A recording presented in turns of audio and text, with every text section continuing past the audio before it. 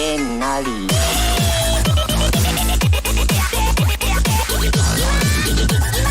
頼むぞニャンキー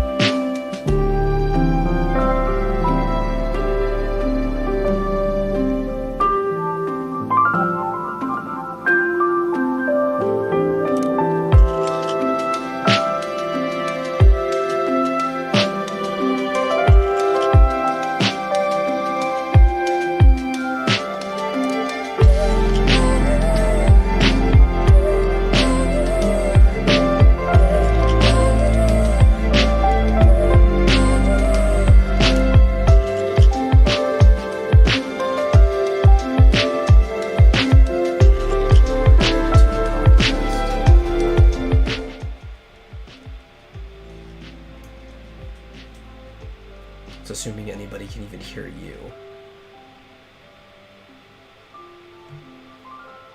Say something.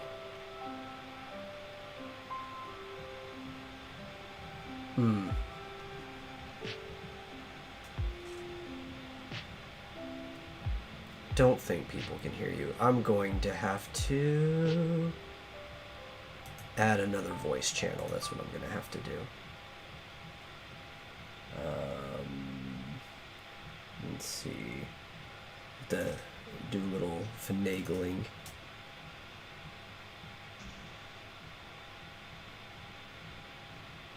Shoot, what do I have Google Chrome set to? I have to open up my volume stuff.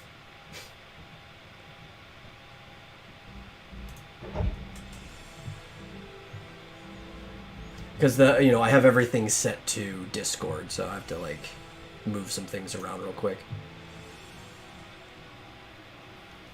Yeah. Oh, Chrome's on default. Okay.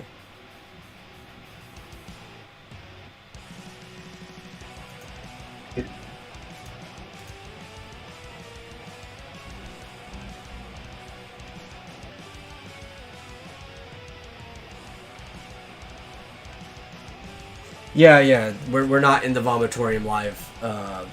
Buck, check the Civ chat. Maybe you say that. I think you're saying simp chat. Oh, no, Civ. Yeah. I mean, maybe Discord will work better for me now. It seems like my connection's a little more stable. I don't know. Okay, I think I have you coming through desktop audio. So I think it can hear you now. Oh. Can you hear me now, Buck? Can you hear me now? Good.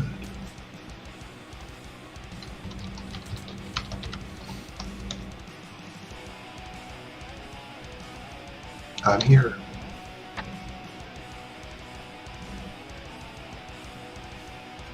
The constant annoyance of bad internet. Yeah. Yeah, he says yep. Oh. He can hear you. There might be a slight delay. Hopefully it's not like it was that other time, but I do not have, for some odd reason, airplane mode on. For some reason, the time before that, I was on airplane mode. My computer just kicked it on for no reason, and we had a 3-minute delay. Yeah, so let's switch over to the right one, and oh boy, it's showing Discord. Must have been jet lag. Yeah. I still don't understand why video is working. Try something else. Okay. We're going to... I don't want to move it, I want to shrink it. View there. I guess, I don't know. We have a slight delayed start because I gotta fix a lot of stuff.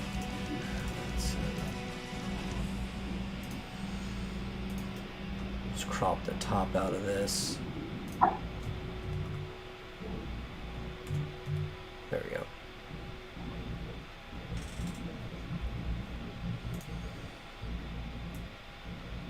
I know my webcam is working because that's actually the microphone that I'm using, but for some reason the actual camera will not turn on.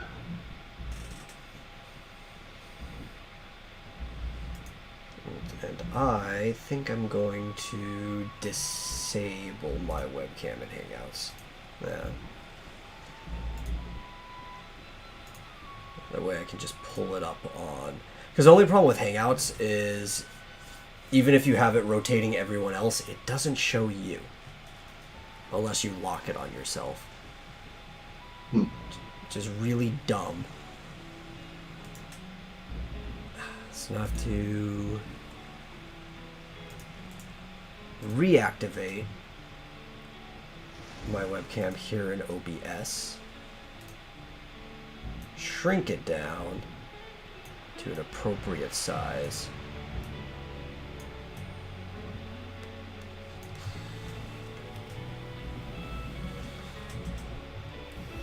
Yeah, that's the direction I want to go. Yeah. Oh, okay.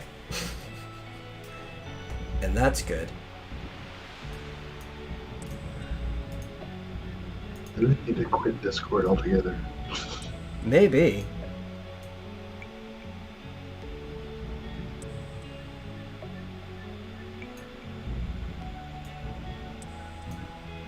Okay. Well, while you're trying to figure out what's going on with your webcam, I'm going to start the show and say welcome to the Vomitorium, number 31, I believe. I am your host, Metal, and joining me as regular is my co-host, Marsupial Gamer. How are you doing? Good, how are you? I'm doing great. I, got up, went for a walk, got my exercise in, and now I'm ready to roll. And it's been kind of a slow week.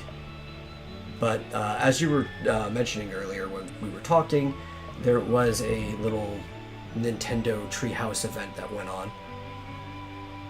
It was just a Treehouse, right? It wasn't a Direct or anything like that?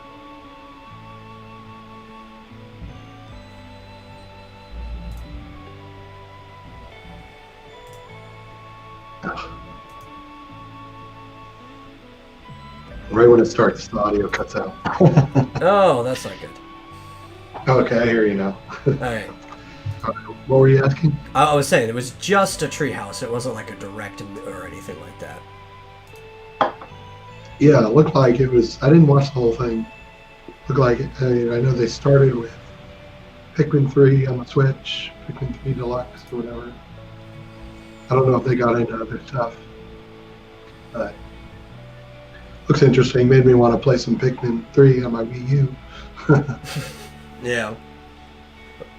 Especially if they still lack a Switch as far as I'm aware. Yeah. Well, work is picking up, which is good. So, hoping I can get a decent paycheck on Friday and maybe get a Switch soon. Yeah. Probably should get an apartment first, but very shortly after that, I'll do it. Yeah. I was saying you should definitely get an apartment first, especially if we keep running into these internet issues. Yeah. Yeah. We have Cox cable here, and once I get a place, it's very good. I can get 300 megabits down. Oh, then you can get back to So live that should be- streaming. Yeah, 300 down and 30 up, which is plenty. That's what I had my last apartment anyway. So yeah, should be good. Yeah, that's good. Like I said, work is picking up. It was less than 20 hours a week for several months, but now it's looking like it's going to be more than that, maybe even close to 40. But in the next couple months. So effectively full time. Yeah, exactly. Yeah, that's Although good. I didn't used to consider 40 hours full time. I used to consider that part time. Yeah, I think that was it for most people, but now it's like 35 to 40 is considered full time for some reason. I used to think like Yeah. 50 to salary was full time.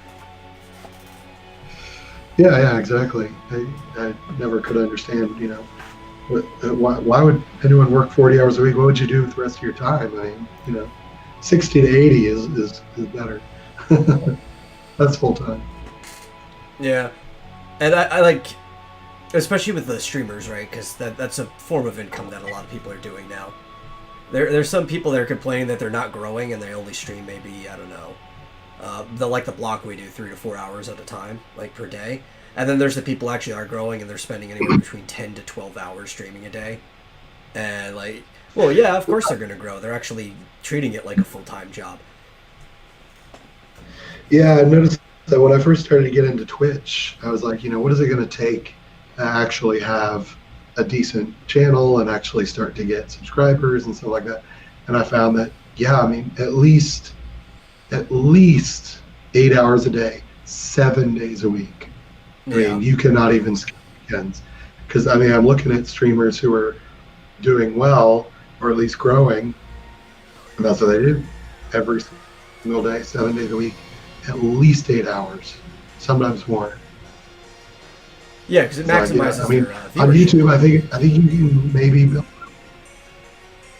Yeah. It seems like some people on YouTube do better doing a little bit less than that. But on Twitch, at least, for some reason, it just has to be a full-time, like more than a full-time job. Yeah. Literally 7 days a week. Or you could do it for 5, but you're doing it for a longer block, like a 10-hour block or something like that, which you end up making up the difference in the hours.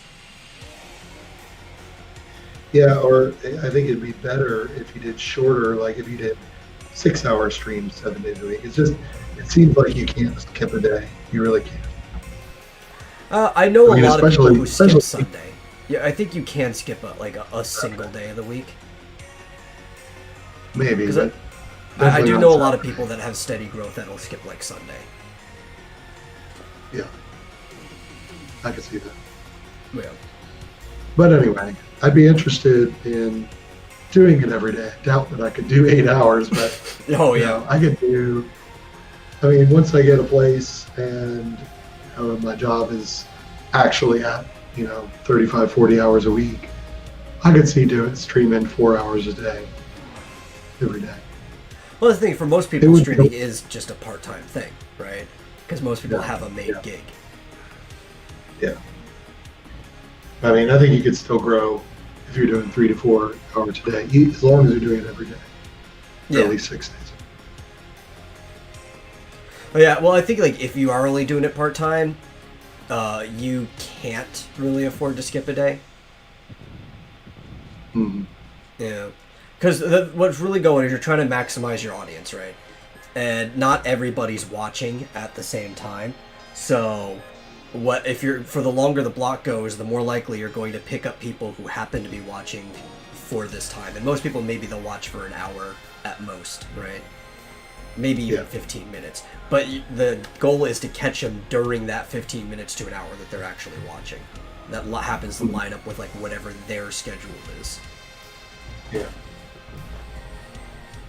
Yeah, that's definitely why to build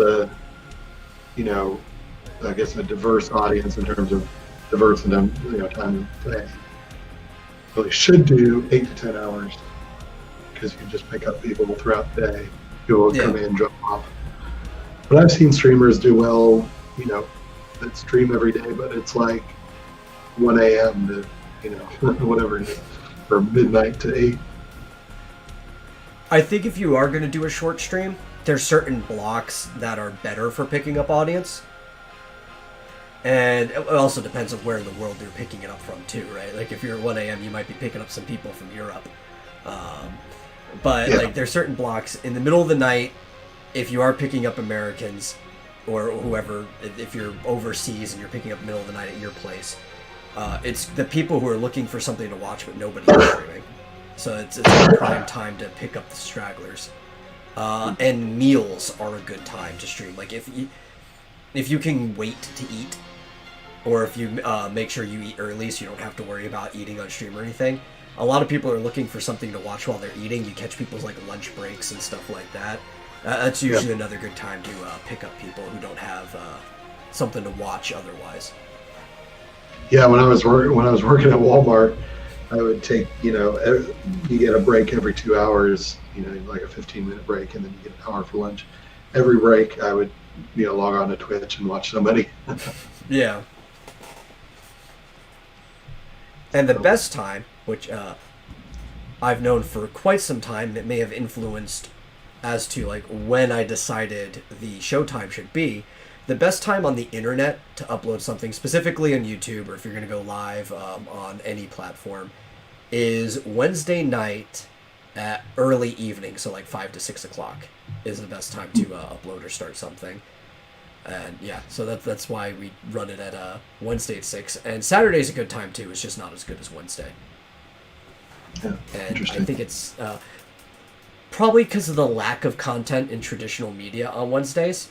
I've actually had a theory of how this works for a long time. This is why I picked the block before I knew the metrics on it. And there's a reason why Thursday night became the prime night in TV for a long time. And the reason is because of the church, or any churches. Most people had their like extracurricular church activities on Wednesday nights, right? You have like Bible studies and stuff like that. And that influential for most of the country for a really long time in the country's history. So as TV programs start to develop, they're picking a middle of the week night, since the weekend is a horrible time to try to get people to focus on your shows. Everybody's going to be out doing something.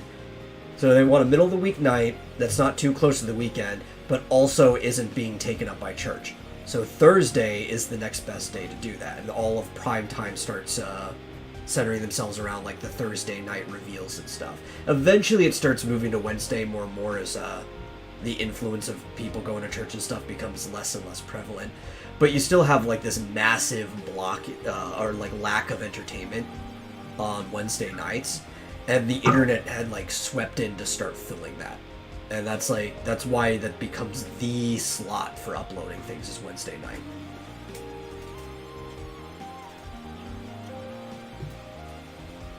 Sorry, still coughing occasionally. Patterns, don't you love them? Yeah. Hey, there I am. Hey, there you are. I had to update my chroma cam. And look, I shaved. Oh, nice. I did too. I got sick of the beard. I hadn't shaved in like, very nice. I hadn't shaved in like a month, and it was getting, well, plus I noticed it was coming in gray around here. Yeah, we talked about that too. Yeah. But it was getting kind of hot and gross, and so I was like, I'm going to shave.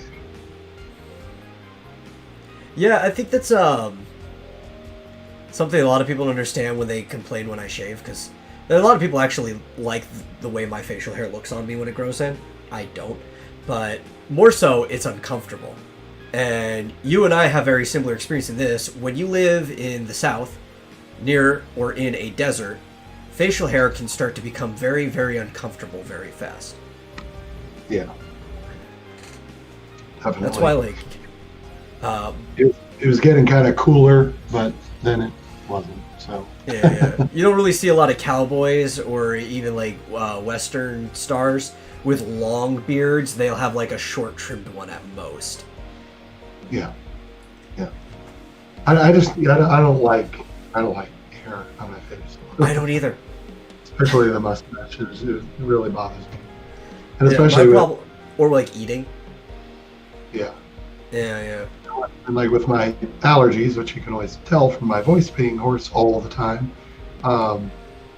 there's a lot of nose blowing and that sort of thing. And yeah. Oh yeah. Like if I have any facial hair, I will only blow my nose in the bathroom by the sink, so I can like immediately wash any snot out of it or anything like that. Yeah. But I get this like this peak, right? There's almost like a bell curve of when I shave, and I don't like shaving, but I don't like having facial hair. And at some point, these two things like intersect, and like, okay, this is the point where I shave. Yeah, I'm exactly the same way. I hate shaving, absolutely hate it. And I've got a nice electric razor, which if I use it every day or every other day, it's fine. It's really fast and everything. I just need to remember to do it, because if I wait a couple of days, I have to use a regular safety razor, because the electric doesn't really work unless you just got stubble. Oh yeah. Well, mine does, but for like when it gets thicker. But I have like this really like old-fashioned high-power one that doesn't even hold a charge. Like I have to plug it in, or else it doesn't even work. Oh yeah. Yeah, that's how old it is.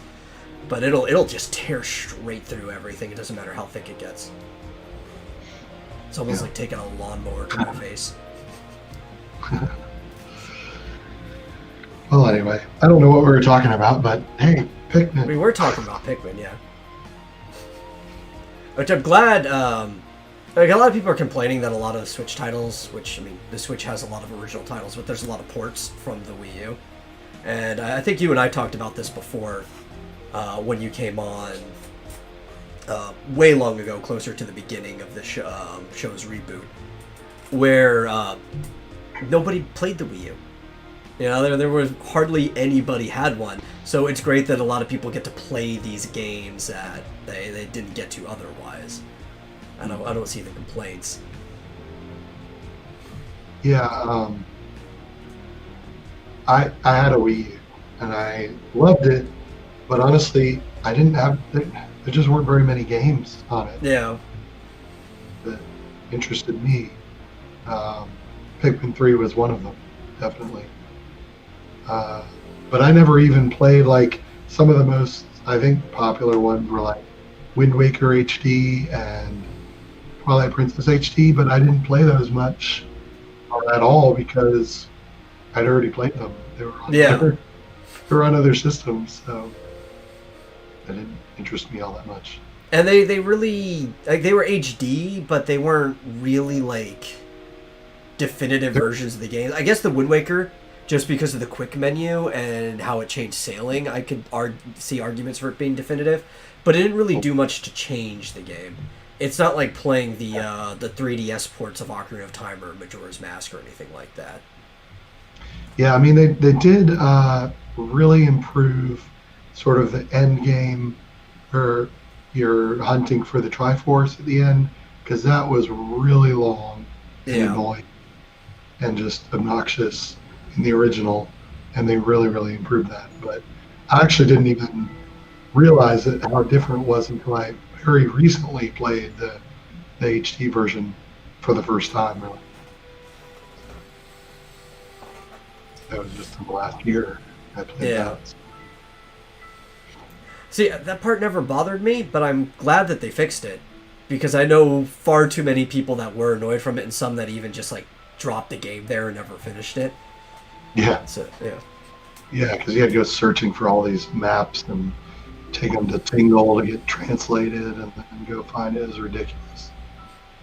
the only thing I don't like, and I think there was no excuse that it shouldn't have been in there, is the Tingle tuner, where you can like link up the Game Boy Advance to the GameCube, and a second player could be doing the Tingle stuff. Especially since the Wii U was perfectly fitted for communication with the 3DS. Somebody could have just went into download play and just played the Tingle tuner from there. I don't know why they didn't put that back in that version of the game. Yeah, it's funny. It's Nintendo does gimmicks like that, and then they're just like, yeah, we don't want to do that anymore. It's like, you have it set up. You can redo the gimmick easy. Yeah, seriously. Yeah. So yeah, Like, I I'm guess the sure point, to make it work with download play, it would take like a few extra weeks of like messing around with it and making sure there's no bugs or anything like that. But come on, I mean, how much work did they really put in that game compared to like other newer games that they were working on? They could have spent the time. so yeah, the point was, not a lot of people played the Wii U. And because of not a that, lot, not a lot of people played Pikmin. yeah, which is probably among the best games on there. So it's Oh, a shame, yeah, that not a lot of people got to play it. I thought it was amazing. Like when it first came out, and the Wii U was the first Nintendo system that was in HD, and it looked amazing on an HD TV. It was just like, oh my God, like the fruit looks real, and the whole environment looks actually real. It was just so realistic looking. Yeah. It's kind of weird when you think about it too, that it was the first Nintendo system to actually be in any form of HD.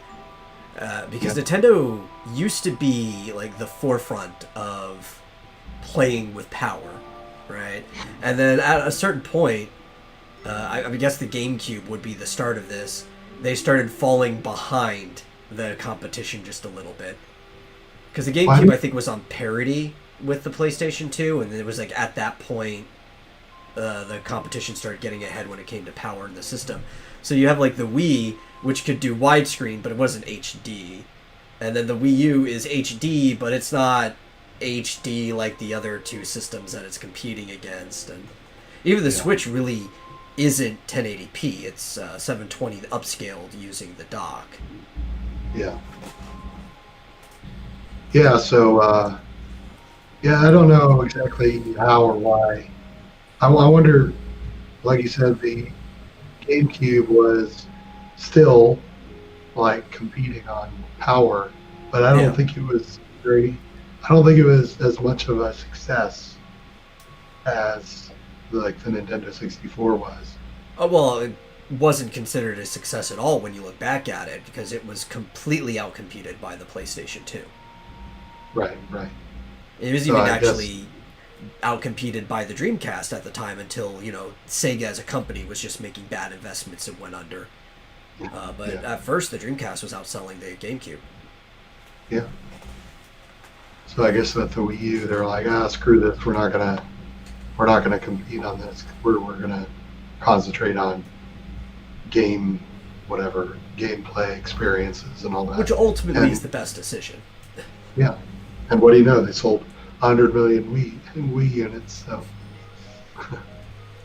I think that was probably when Nintendo really hit the mark too, because they've always been a good company. Like, you going all the way back, they've always been a good company when it comes to ideas and stuff. But I think it was at that point they decided they weren't going to be playing the same game as everybody else. And they still aren't playing that. Like, nobody's competing directly with Nintendo. They might think they are, but Nintendo even knows that they're not competing with anybody else. yeah. Yeah, I mean, and yeah, like you said, the Switch is nothing spectacular when it comes to power. Although I'll tell you what, if they come out with a Switch Pro with the new NVIDIA chip, like the newer version of the one that's in the current Switch, I've looked at the specs on that. It's amazing. Yeah, Like, they could do full HD no problem with the new NVIDIA chip. Yeah, my brother's Really been pestering me about that in Discord. He keeps sending me messages. He just wants it to be, the Pro is what they would call it, right? Like the new Nintendo Switch Pro or something like that. Yeah. Which Nintendo needs to get back on the game of coming up with better naming systems.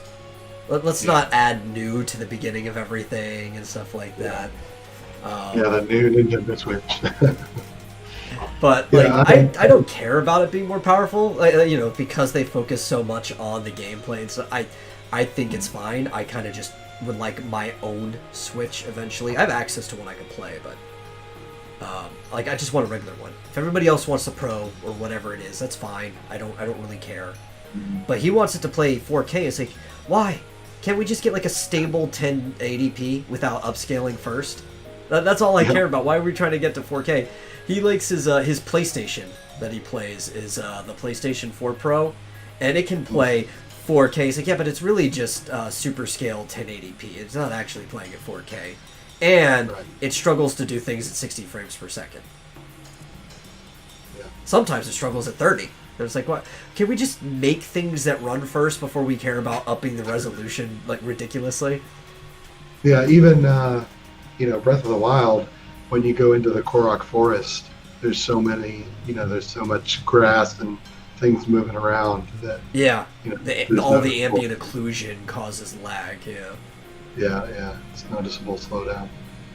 But for the most part, they do at least in that game, they do a good job of sort of keeping everything, concentrating on what's nearby. I guess that's how they must have sort of a clipping distance that keeps the frame rate good. Oh, they'd have to, since technically every time you're in the overworld, the whole map is loaded all at once. So there has to be some type of locality to the player's view. Yeah. There's a little bit of popping in of enemies and details. So, Yeah, like the system always registers that they're there, but you don't need to see them until you get close enough. right. Right. So, anyway, yeah. If all they have to do is just up that graphics processor to the next generation, and I think from the specs I recall, I haven't looked at it in a while, but still, I think it would actually even get better battery life. And, amazing. That was what I was worried about, because having a better GPU sometimes can actually hurt your battery life, but this one just seems to be more efficient overall, so it'll be consuming less energy. Yeah. That would be nice. And then, they could come out with Pikmin 4, full HD. Yeah. Because I know they're planning Pikmin 4. They've already said that they were in development. Who knows how long that's going to be? Because look how long it was from Pikmin 2 to 3. Yeah, I They don't said know they're that doing they Metroid said. Prime 4 as well, and all we got was a JPEG for that, and we still haven't gotten Yeah. any information on that. I don't know that they said specifically Pikmin 4. Well, another Pikmin game. It could be like a spin-off or something like that for all we know. Yeah, but when they said that, I think that was before they announced Hey Pikmin, and I don't know.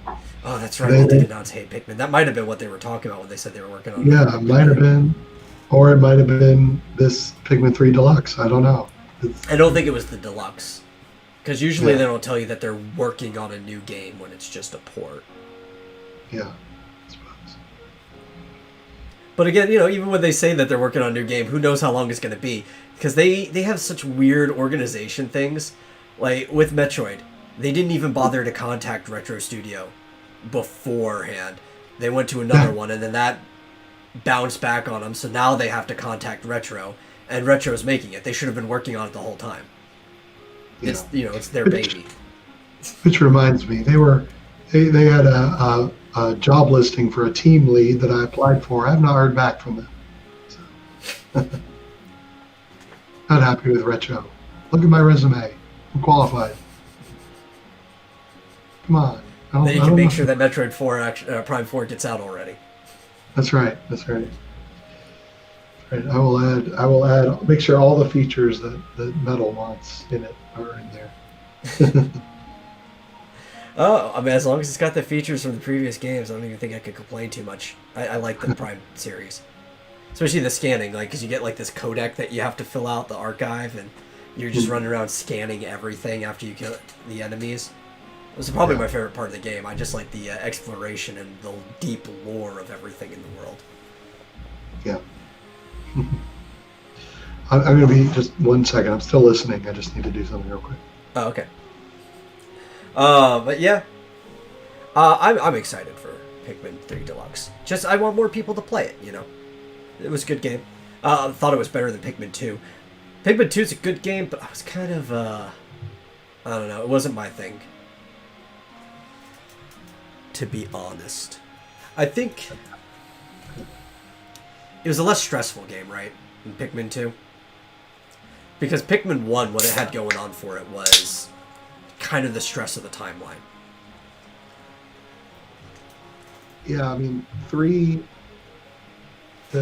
each day goes by really fast, and so if you're not careful, you can get a little bit surprised by the end of the day.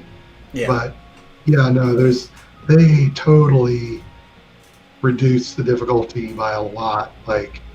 There's almost no chance of ever, getting sort of a game over. Yeah, a fail state.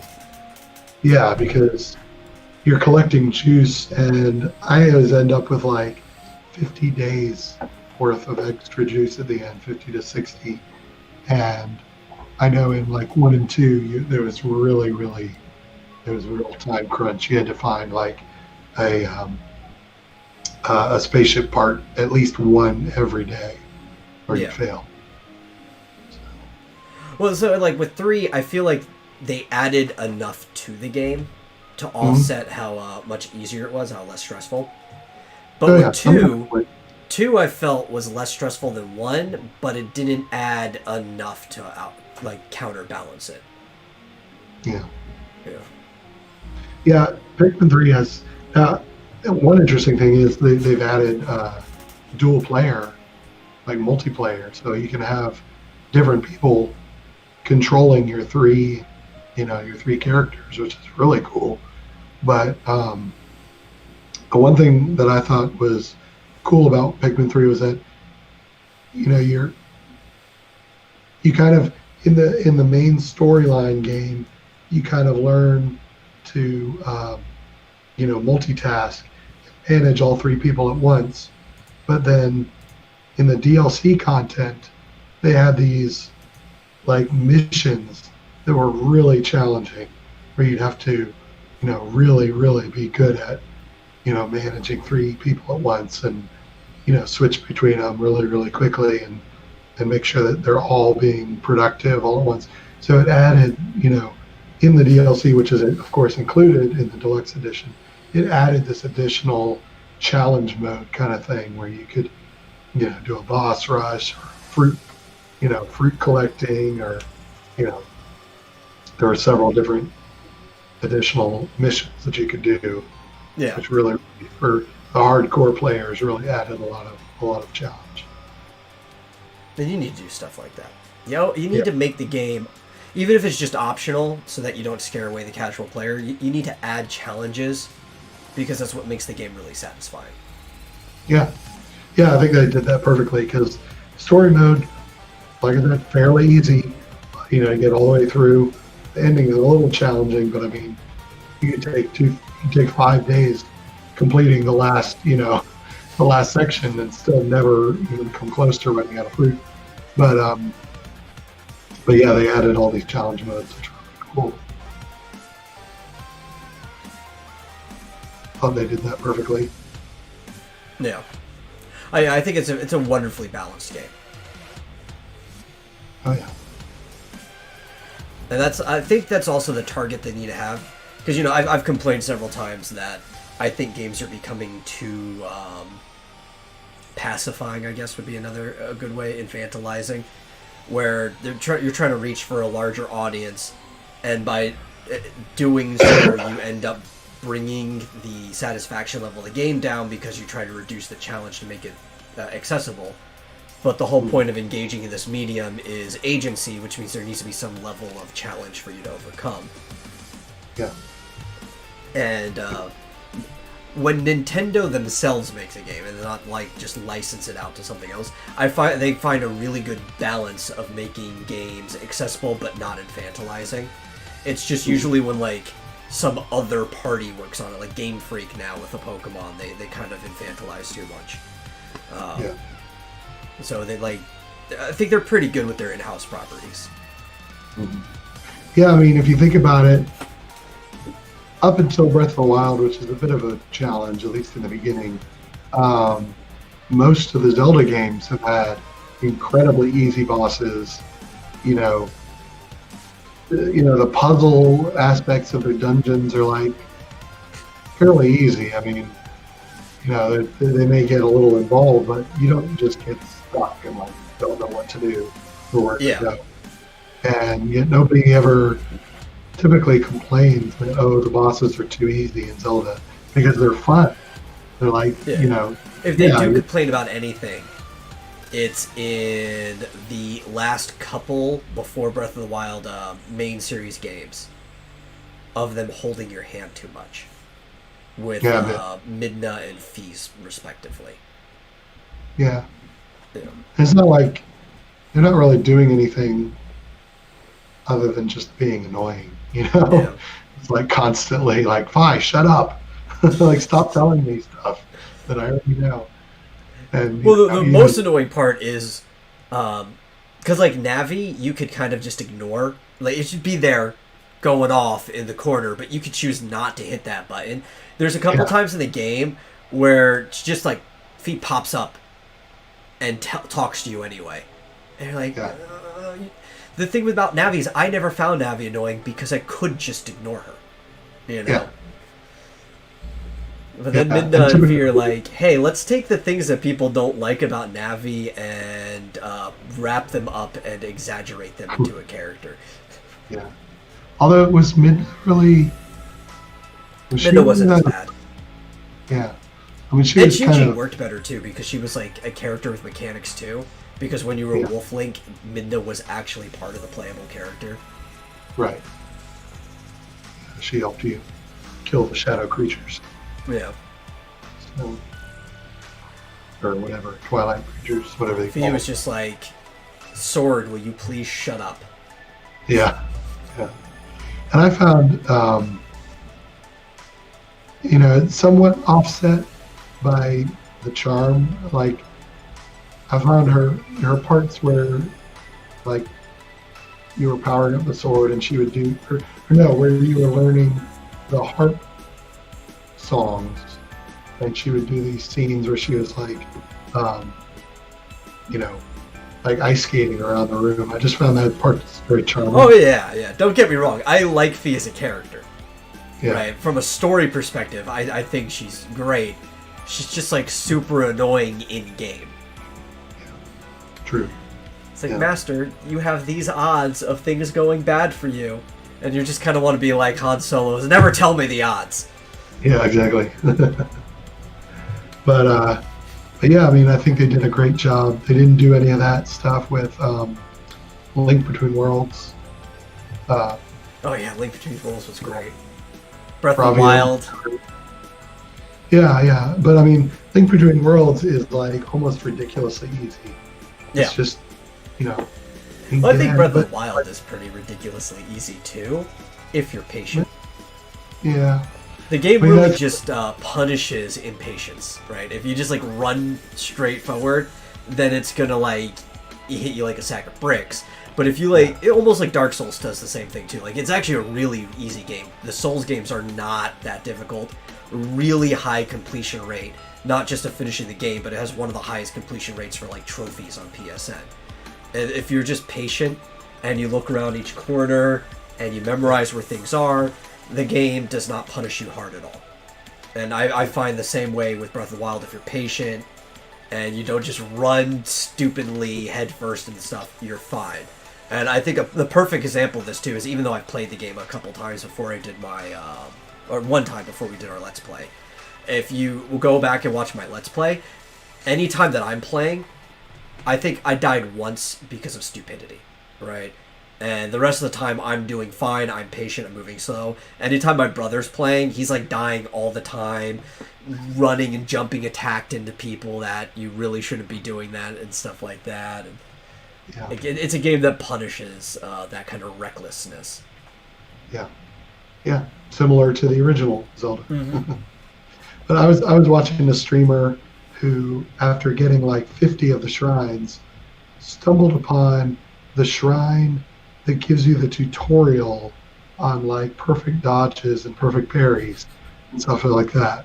And I Yeah. was just like, oh my gosh, you can do that? You can do that? And I was like, you didn't follow, like, it's supposed to be the first shrine you run into if you Once you get follow- off of like the plateau. Yeah, like the king tells you which way to go. Like, obviously you don't have to, that's fine. But Well, you can run into a couple before that because if I recall, that shrine is the one in Kakariko Village. no, I think it's the one by the bridge heading towards Dual Peaks. I don't know. It's been a while since I played. It might be. Because I remember there was an important shrine in one of the two villages. And I believe Hateno is the one with the gyro thing where you have to flip the stuff. Yeah. I think this was the one, usually the first one you run into if you head towards Dual Peaks. It's right by a bridge. I think that's the tutorial one. There was something else in the one, yeah, something else important. I don't remember what. Because I think there was some type of tutorial there. I don't remember which one it was. Yeah, maybe. But anyway, yeah, it's just amusing. I was like, okay, obviously you're just fine.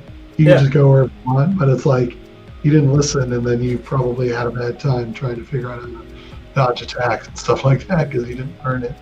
Yeah. You know. I might have went to that one in the Let's Play, but because I had already played through the game, I didn't need it. I knew all the mechanics. So when we got off the plateau, the first thing we did was head to Hyrule Castle to go get the Hylian Shield. Oh yeah. Yeah. Yeah, there's a lot of good weapons in the lockup too. In there. So Yeah. yeah, so I forget what my point was, but I guess that yeah, if you do it right, it doesn't matter if things are a little easy or Nintendo's more about fun gameplay than punishing. But But yeah, then, like, they don't want to punish you. They just challenge. want to make sure that the challenge is appropriate, and I think that is an important part, right? You want to make sure Yeah. that somebody has an appropriate level of a challenge for them to overcome, so it feels satisfying when they finish it. And you want to talk about challenge? I still have not to this day ever finished even the first stage of the what's it called? The sword upgrade in master mode in Breath of the Wild. Sword upgrade. Are you talking about the The sword we have to do challenge? the 3 different trial things to upgrade it? Yeah, Trial of the Sword. That's what it was. Yeah. I still haven't finished even the first stage of Trial of the Sword in Oh, master, mode. That's ridiculous. I finished all 3 of them in normal mode, but in master mode, I could not even finish the first one. Oh my god, this is so hard. Even I with feel like the full- AI is smarter in master mode too. the AI. For the enemies, like they make smarter decisions when fighting you in master mode. Because I was doing what's that thing, the one-hit KO thing that you Sneak get, attack? right? What? No. There's it's like the Omega something. It's like there's this one-hit KO weapon. Oh, the one hit obliterator, whatever. Yeah, Obliterator, that's it, yeah. I was doing the challenge for that in Master Mode, and I remembered it being easy in Normal Mode. But all these guys are, like, stabbing me at all the right times. Like, what? I remember being able to cheese this. What's going on? It's like they're just making much better decisions in Master Mode than they were in the normal one. Yeah, it's possible. Yeah. Yeah. Which I like. I think if you are going to have a challenge mode, you should make your AI smarter than it is in the normal mode. Yeah, the only thing I found really challenging, well, I don't remember. I know I did it in master mode, but the most challenging stuff was the shrines. They were just diabolical, just with all the spikes and things, and just constantly dying with one hit. It was crazy. So, I remember. I was actually kind of proud of myself when playing the master mode because the first time I played it, I made it all the way to Kakariko Village without dying. I was like, yes. Yeah. Yeah, I find master mode to be a lot more fun in general. What the heck? That was weird. Suddenly I didn't click anything, just like my webcam just turned off. I find it more fun, the master mode, because like there's enemies like floating in the sky. There's just more to do. There's just more interesting stuff. Yeah. I found like going back after I did master mode, I went back to normal mode, and I'm like, it's kind of boring. Like there's just not as much, fun stuff to do. Like you can't like go up in the air and get on this floating platform and stuff like that. Here's another game that Nintendo did. You can blame Masahiro Sakurai for, that I think did a really good job at letting you set your own challenge level, was Kid Icarus Uprising, where everything's centered around like the 3.0 difficulty, and that is like the base difficulty for it, but you could keep going higher and higher afterwards for the level. And that really only works in a game that has like mission levels and stuff like that. But for a game like that, I think it's a really good way to do it. And you get better rewards for the higher the degree of difficulty that you do. You talk about that game a lot. I do. I like that game. I wonder if it would be decent on Citra. That would be cool to try. I would assume so, because you could just map everything to a controller. Yeah, as long as you don't have to use the touchscreen, well, I guess it wouldn't be that bad with the touchscreen, because on Citra you have to use your mouse to do the touchscreen. I guess you could do that. I think the only thing you have to use it for is, I think that like certain moves, like spells or type things that are on the bottom screen.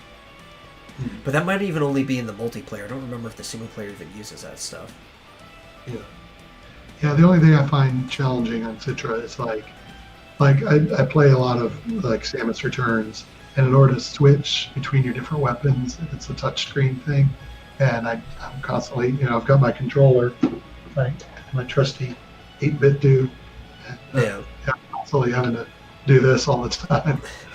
No, you can't really see that, but yeah, constantly having to grab my mouse.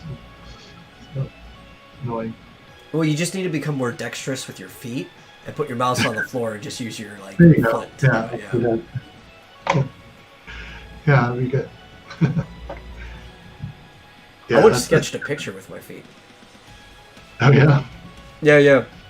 It was a really rough sketch, but I was going like really abstract, so it ended up looking good. And I was it was back when I was still involved in like my church's youth group and stuff as a teenager. And I was just trying to show off to people. It's like, man, I'm so good at drawing. I can draw with my feet. And I put my sketchbook on the floor, put like a pencil between my big toe and the second one, and I used my other foot to hold it still. And I was just kind of like doing strokes side to side and rotating the sketchbook itself. And I drew like a Shinigami from Death Note with it. Yeah, it came out pretty good too. You should auction that off. I should, if I still have the sketchbook. I don't know. It might be in one of my boxes. Interesting. Also assuming that the picture is still able to be made out, because it wasn't the best paper, and some of the penciling from the opposite side is starting to blur with the other one. Yeah. It's over a decade. You're old now.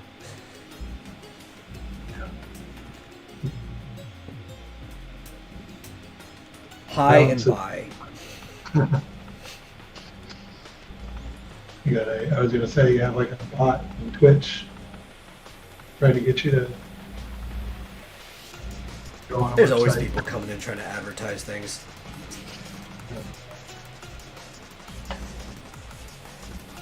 So what else? I guess I think we briefly touched on Age of Calamity.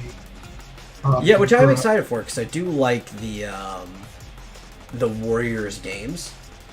And I have been wanting to dig more into the story of what happened before and during the Calamity, because clearly it didn't happen all at once, right? Because you see Link and Zelda running and they're being chased by things, so there had to have been some type of actual engagement, like some brief little war during that.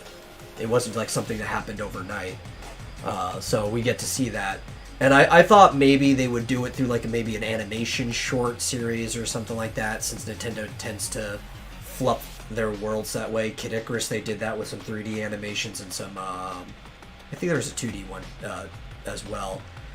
They did that with, what was the Pokemon, with Game Freak. They got together and they did like the Pokemon Generations thing. They like to fluff their worlds up that way. So I thought they would eventually do that. But instead, it seems they're going to be doing it with a game, and I'm fine with playing through it as long as I get to know what's going on. Yeah, it'll be interesting to see. Like, I know the Call of Citadel. I'm sure that was an epic battle. They have like cannons and stuff. And, there's been some lore around the Battle of Fort Atina and all that stuff. So Yeah. A lot of these little like fragments of history that are sitting there that you could kind of be like, I bet something big happened here, but now we get to actually see it. Yeah. I didn't realize until I watched some video by either Zeltic or Croton or someone talking about Fort Atina, the Atina or Atino? Ateno. Yeah. So, like, you notice Fort Ateno is surrounded by all these guardians that are, that are dead by the time you get there in Breath of the Wild. Yeah. But what I didn't realize was that obviously they were attacking the fort, attacking the walls. Some of them were even coming up onto the walls. But when Zelda releases her power all the way down at Dual Peak Stable, that actually disabled the guardians all the way to Fort Ateno. Yeah. That actually ended the siege.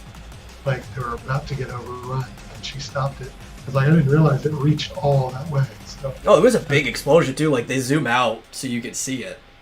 yeah. Yeah, it But was I mean, pretty even in big. that scene, it doesn't show it zooming out that far.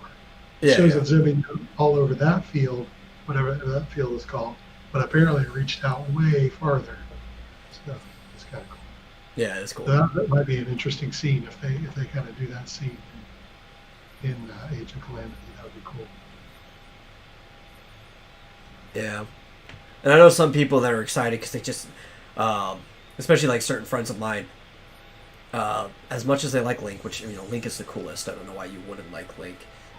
They wanted to be able to play as the champions in the game, but I know a lot of people that have always they wanted there to be like a Zelda MMO or something. They want to play as the other races than just a Hylian, because there's always people who are like that, and now you'll get a chance to play as the other champions. So some people are excited for that. Well, and that's what Hyrule Warriors lets you do. I mean, you can play as what is it called? The bird people from Wind Waker play as Rito? Names are the Rito, and you play as all kinds of different characters. Obviously, Ruto, the Zora, all that. So. Yeah, it'll be interesting. I've always maintained that Princess Ruto is much better and more powerful than Mipha. So it'll be interesting to see how they do Mipha. Probably, yeah. Definitely a Ruto stan. So it'll be interesting. But yeah, I'll be poor Mipha with her crush on Link. Yeah. Link simp. Well, hasn't everybody been historically, like in the games? Everybody's got a crush on Link. You have like Malin clearly has a crush on Link and stuff. Marin, who's just a dream, probably has a crush on Link. Like he's so attractive to these people that even figments have crushes on him. That's right. That's right. But it's kind of it's interesting. I liked how in the original Hyrule Warriors it was non-canon, which kind of allowed them to open it up and do whatever they wanted. Like they could do anything. They brought in, they brought in Ravio and Yuga, all that kind of stuff. And I'm kind of in Linkle, I was like, yo, dude, we need a Linkle game. Nintendo, give me a Linkle through time. Oh yeah, there you go. See, are we not going to get to play as Linkle in Age of Calamity because he's non-canon? So it's like, oh, okay. Seems like it's going to be limited. I almost would have wished that they had said, look, this is not canon. This is there's some sort of alternate timeline or something that just involved all of the Calamity characters. But we'll see. Hopefully they'll have a lot of content. So The Legend of Zelda. Everyone thirsts for Link.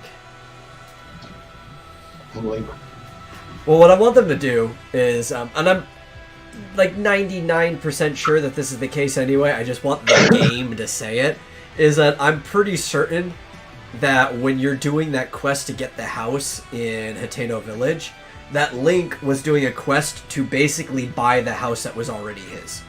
Because it said it was abandoned for like 100 years. I'm pretty sure that was Link's house and he had to go and basically buy it back. But I want them to show me that it was his house. Yeah. Yeah, at least, most of the money that goes into that, they're decorating it for you at least. Yeah. So it was completely empty when you get it back. Yeah, and I don't think it was empty because it's been abandoned for 100 years. Link just strikes me as the type of guy who, it's kind of like those memes you see on the internet. Guys live like this and they think it's perfectly acceptable. Yeah, they just have like a lawn chair and an HD TV and that's it. Yeah. There's just Link with a bed and like a cupboard for storing food, and that would be like his whole house. Yeah, exactly. It looks really nice by the end too. There's like a chandelier and everything in there. Oh yeah, they put in the nice mood lighting and all that. Yeah. Nice, dining room table. It's a bookshelf. All these wall hangs for the weapons, which I mostly just end up putting like the champion weapons there. Yeah. Yeah, I put in the coolest looking stuff and never take it down. I don't want it to break. Yeah. Yeah, I wish they had more though, because I always end up with like so many extra weapons, and I'm like, man, I wish I could store this somewhere where it won't disappear. Oh, yeah, especially like all the cool stuff you get from the amiibos. Like I want to put a big Goron sword on the wall. Mm-hmm. Yeah. I usually end up putting some of that stuff up on the wall, but yeah, there's not even enough room. You can only put 3 things. I want to put the Master Sword on the wall, Yeah. but I can't because it can never leave your inventory. It'll be interesting to put or to see what kind of crafting there is, or like in the original Hyrule Warriors, you could use the materials to increase various stats on your characters and make better weapons. I hope they include all of that. Even like I like the companion fairies and that stuff, fairy magic that you could do. So I don't know what they're gonna have in this one. I don't know. But you know what? I'll be glad to be pleasantly surprised with whatever they do. Yeah. Hopefully. I don't know. They could do something horrible. I'm not going to rule it out. Yeah, it's Team Ninja. Everything will be great. Yeah, Team Ninja is pretty good. I haven't heard that was basically Team Ninja's decision to put Linkle in the first place. It wasn't anybody else from like Koei Tecmo or anything involved. So I will thank you, Team Ninja, for Linkle. Yeah, that's pretty awesome. Yeah. What's funny is that her personality is perfect too. Well, yes, because she is so courageous that she doesn't mind going in the wrong direction. Her sense of direction, it's a weird quirk that you would never expect Link to have. But she's not actually supposed to be Link, so that's why it works. Yeah. But could you imagine any actual incarnation of Link being lost? Outside of the Lost Woods specifically, but canonically he, except for when he goes after Navi into the woods after Ocarina of Time, into Majora's Mask, canonically he's never been lost. Yeah. So it's like it's kind of a funny thing, but it does reinforce the fact that she's not actually Link. Yeah, she's a little bit. What's the word? A little bit of a bimbo. She's an airhead. Yeah. But she's bubbly and she's fun. Mm-hmm. And she has awesome dual crossbows. Yeah, which honestly, don't ever try using dual crossbows in real life. Anybody listening to this, I want to warn you, you're not going to be able to functionally use it well. Yeah, it doesn't make much sense. Like, doesn't it take you a minute to reload a crossbow? It doesn't have to take a minute if you're, adept at it, right? But yeah, for the most part, you have to put the crossbow down. It depends on the size. If you have like a small crossbow that doesn't have a lot of force, you can actually reload that pretty easy. It maybe take you 10, 20 seconds to do it. Still a lot longer than reloading a gun or just firing another arrow, but even a small one like that, you can get more weighted draw force out of it than a bow and arrow.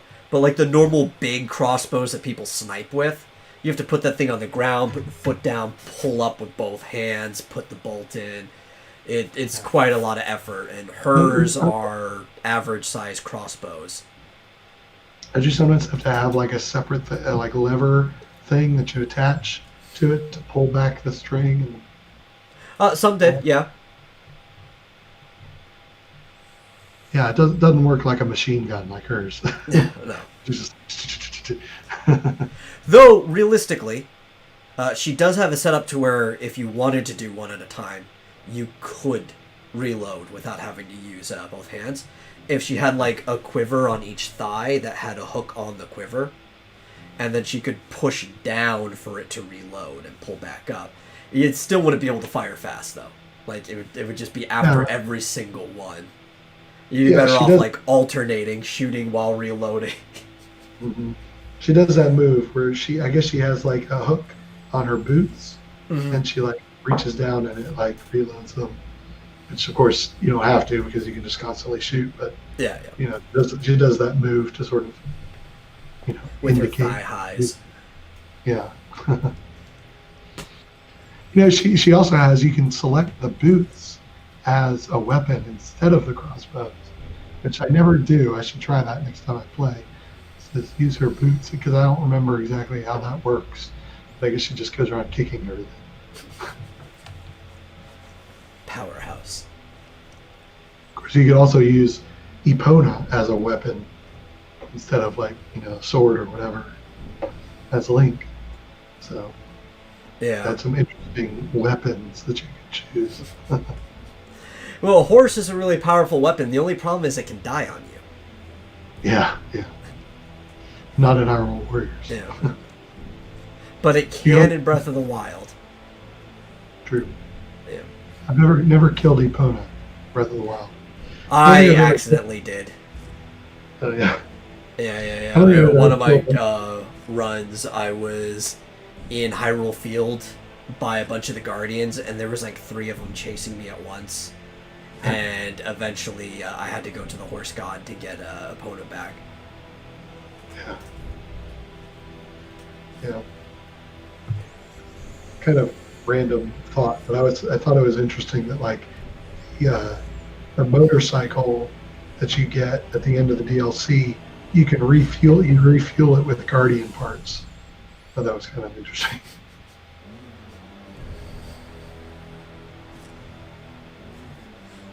Yep. It's a cool motorcycle too. You can use it in Mario Kart. Oh yeah. Very cool.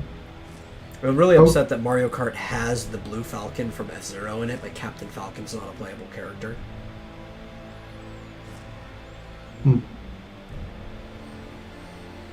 I'm seeing a tweet that says Master Koga is in Age of Calamity. Ooh. Which apparently really old. Yeah, or but he is a Sheikah, so. This person, this is from RMFH, he's saying that I guess Master Koga is maybe a title, or it could be a different, It could be, but the Yiga clan are defected Sheikah, and some of the Sheikah are like 100 years or older, so that could be the same person. True. Very young Master Koga. And we have no idea how old he was, because he was completely, covered up for the most part. Yeah. So, he could have been Impa's age for all we know.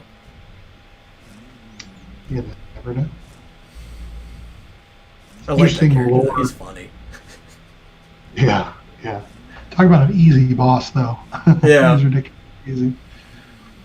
But I thought it was interesting lore. Had they already established that that Zora lived for hundreds of years? Prior to that? Yeah. Might have. But it was interesting that you go, to the Zora village and they're like, hey, I remember playing with you when you were a child. And they still look fairly young. Yeah. It was interesting. If they have, it would have had to been just a very brief blurb in one of the games. Yeah, maybe. Like maybe King Zora was really old. But we know, what they're like when they're young. And we know that they at least get to adulthood around the same age as, at least back in Ocarina of Time they did. Because Ruto was about your age. And then when you reach adulthood, she's also in adulthood. So at least the maturation process has to be close to the same. Yeah.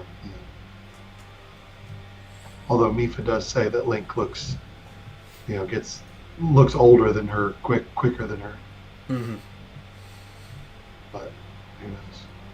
Yeah, by the time those cutscenes happen in Breath of the Wild, she could be 50 years old by then. Yeah, who knows?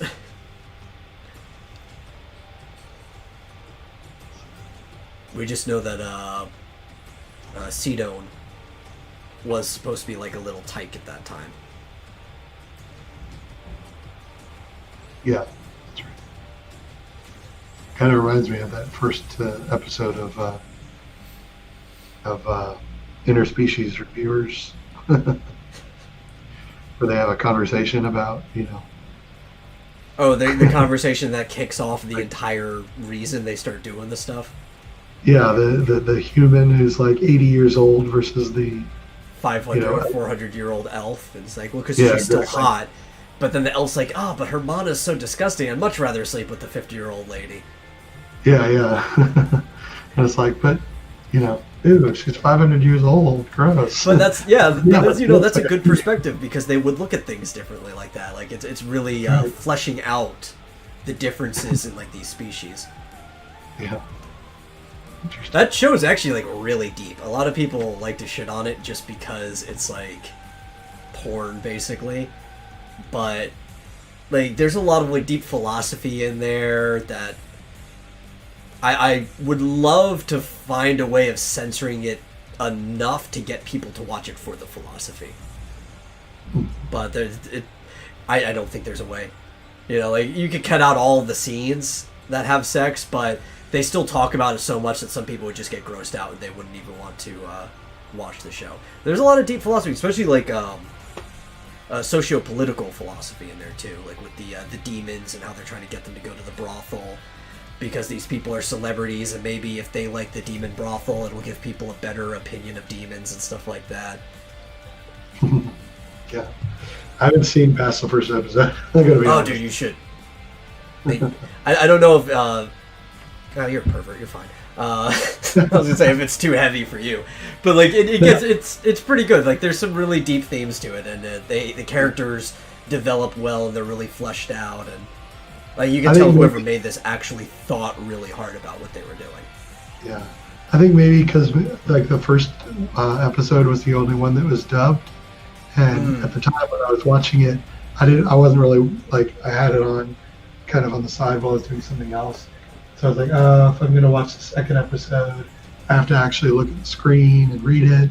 And I just kind of, so I didn't want to do it right then, and then I just kind of forgot about it. So because I think it got dropped. Was it episode 3 that they dropped it? I guess. But the one where I was looking at it, only the first episode was dubbed. Yeah, maybe. Well, I think they didn't end up doing episode 2, but it was because episode 3 had come out, and that's when they decided to drop it, because they were like a week behind. Yeah. I see. Because episode 3 was a very controversial one, where they took a potion to change sexes, because they were all hoity-toity and stuff, and they're like, oh, well, I guess we need to figure out what it's like for the women reading our reviews, and maybe we should do something for that. So they go to this one brothel where they specialize in giving you a potion where you become the opposite sex for the night, and you're not even allowed to leave until you take the antidote to it, because they can't have people running around and doing stuff with it. And it is really funny too, because one of the 3 people involved, a little angelic friend who ends up getting mixed up in the whole thing, actually has both sets of genitalia, and when he takes the potion, basically the only thing that changes is he loses one of the 2 sets of genitalia.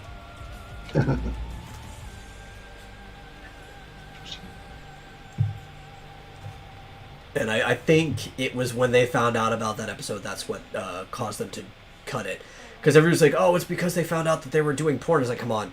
They would have known that after dubbing the first episode. They would have known that before dubbing. They would have watched it. They know what kind of content is in here. Yeah, exactly. It's the sensibilities that Funimation has these days, and it was episode 3 that killed it for them. Yeah. So I am finding, I guess there's a lot of little tidbits that are coming out with Age of Calamity, because like I guess it wasn't official, but apparently it now is official that Link does come from a Tino village. So that was probably his house. Yeah. Well, I assume so too, because it's like there had to have been other, obviously, Hylian villages across, right? Like there's obviously the Market Town would have been a Hylian city-state. And there's the stables and stuff, and we see some wrecked areas, so some of the forts and stuff were probably Hylian villages. But Hateno is the, like, Hylian village, compared to, like, there's, like, the Zora, there's the Goron and stuff like that. So putting 2 and 2 together, the fact that he was not noble, they even talk about, like, he was just kind of like an average person that was selected to be the knight. Well, if he was an average person, he probably didn't come from the market town. He probably came from this, like, village off in the boons. Right. Yeah. And I guess the Kakariko is the Sheikah village in this version. Sheikah. Yeah. Yeah. Even though historically that's also used to be a Hylian village in like other games. Yeah. There are not a lot of people that live in Hyrule. It's funny when you look at games like this. I've always found it interesting that, like, if you counted up all the characters, it's like there would not be enough of a gene pool to continue the species. That would be way too few people. It's just Either not that, or possible. they'd have to be genetically a lot more flexible Yeah, to where not necessarily first cousins, but second cousins would be perfectly fine for floating around the gene pool. Where you have True. second cousins breeding a lot. What's weird, I don't know if this will show up in Age of Calamity, but the scenes showing the what we can of the castle, just looking at the size of the market town and stuff like that, it does seem that at one point in time this was the most populated version of Hyrule. And then the Calamity kind of changed that. oh, the most populated. Yeah, Yeah. Arguably, you could say maybe Ocarina of Time was too, because we don't actually get to see most of the market town. Most of it's kind of just like background image stapled in.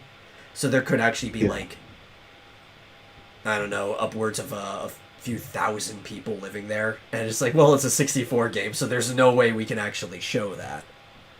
right. Yeah, yeah. I mean, I guess the majority of people, or the majority of Hylians, probably lived in Castletown. Yeah. Or was destroyed. And that's how it is in real life too. Is like you usually have like one population center, and then everything else is kind of Yeah. like scattered out. Plus, I imagine there's a lot of people living in the Akala Citadel. Yeah. And we see a lot of like forts and stuff that are part of the area that is Hyrule, which would be Hyrule Field and stuff that were destroyed, right? So not just the Akala Citadel, but we also see like there was the kind of like a stock exchange area. I forget exactly what it's called, but it was like a small little fort, and it was the Hyrule Market Exchange. Then there's the prison that used to exist, so obviously there had to be some houses or at least bunks, dorms by the prison for the people who worked it. And there was a few different smaller locations that became ruins. Plus there's the Yeah, ranch. there's a lot of burned out ruins all over the place. Yeah. So it looks like at one point in time this was like the hottest and most thriving time to be in Hyrule up until Ganon attacks. Yeah. The really flexible species, though, would had to have been the other ones. Because the Hylians, you could say, okay, arguably there's enough that you could sustain a Hylian population. The Gorons, the Zoras, and stuff like that, with how small their populations, and they each only have, like, the one town. That's another story. Like, the Gorons would definitely have to be extremely flexible when it comes to breeding. The Zora like not the- as much because of their lifespan. True. Right. The longer Plus they lifespan, could- the less you have to, and the Sheikah too. The longer lifespan, the less you actually have to reproduce. Mhm. And the Zora could have been all over the place too. I mean, there's plenty of waterways where they may have been, other than in the Zora village or whatever it's called. Yeah, well, the domain. Yeah. Yeah, I don't think they extended past the what Lanayru or whatever that area is called, right? But it does look like their presence extended all the way down the river because you see like the bridges and the setups and stuff like that. Yeah. It just that looks like their structures. It just doesn't look like their presence went past that area.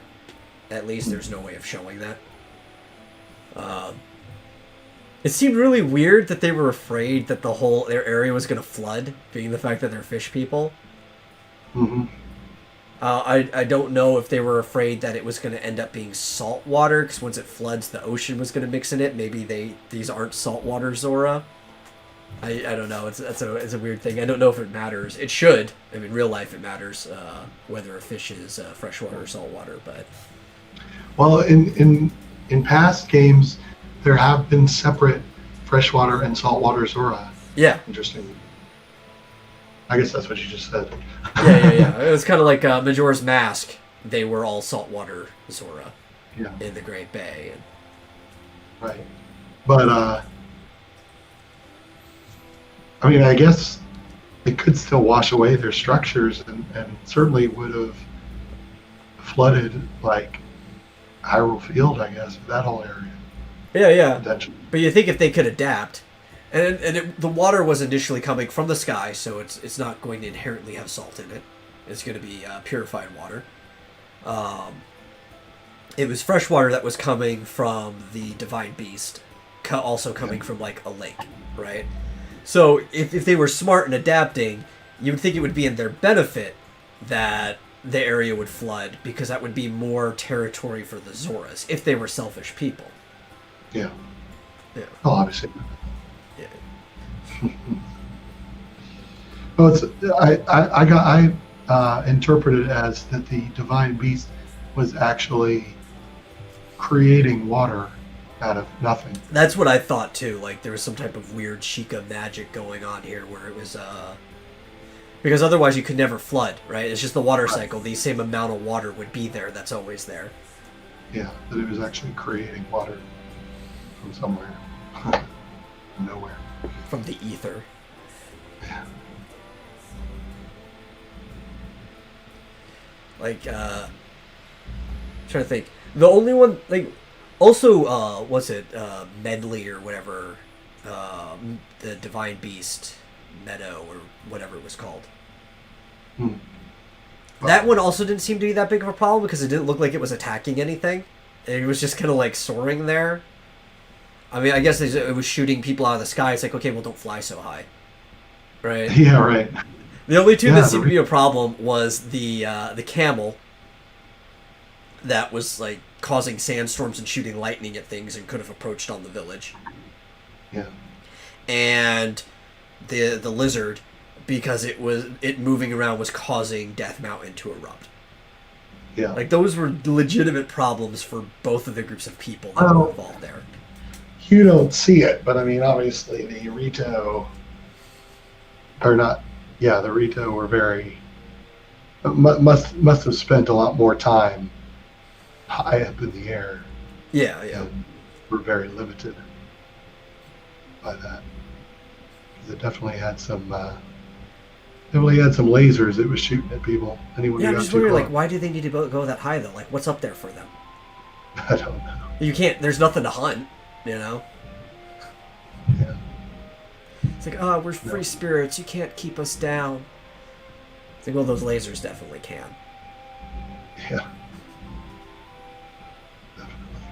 I don't know. Their problem just seemed like really petty compared to everybody else's. Not that it wasn't still a legitimate problem, but Yeah. they didn't have a sandstorm with lightning shooting out of it approaching their only place they live.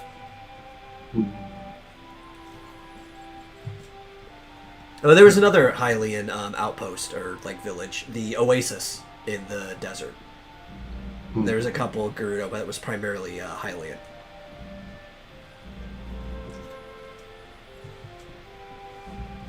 Yeah, the Hylians Where? are everywhere.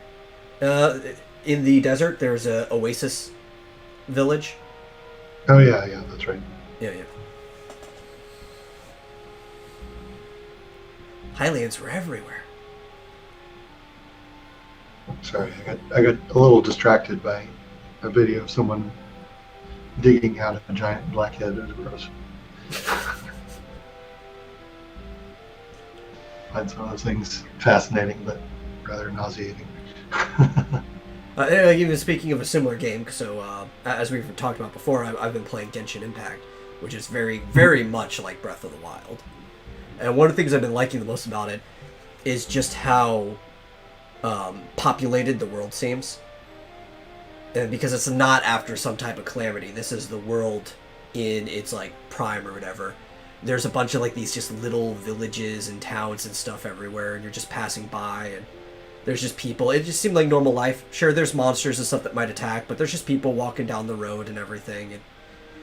It's a very full and fleshy world, and I like it. I like anytime somebody makes a fleshy world. fleshy world. Yeah. Just as long as the world itself isn't made of flesh. I don't want that. I gotcha. Yeah, that would be kind of gross. Yeah, I still the living planet. still need to get back into that. I've just been busy with work, but I started it. I've got it. I just need to play it. Yeah, but I think like, especially when RPGs are involved, this is a very good change, because you have this problem, even in once RPGs got into like, instead of top down, but that more personal third person look. Every human that you encounter, any other person, is usually mitigated to villages, right? You don't often just have people walking to and from places that you could talk to. And this can be a problem with like random encounters and stuff. Pokemon was actually really good at this, because you would just have, I mean, you had trainers to fight, you had to have them, but you would just have like regular NPCs that weren't even trainers to fight scattered throughout the world, because it was a very peaceful time in the world that people could just walk around anywhere.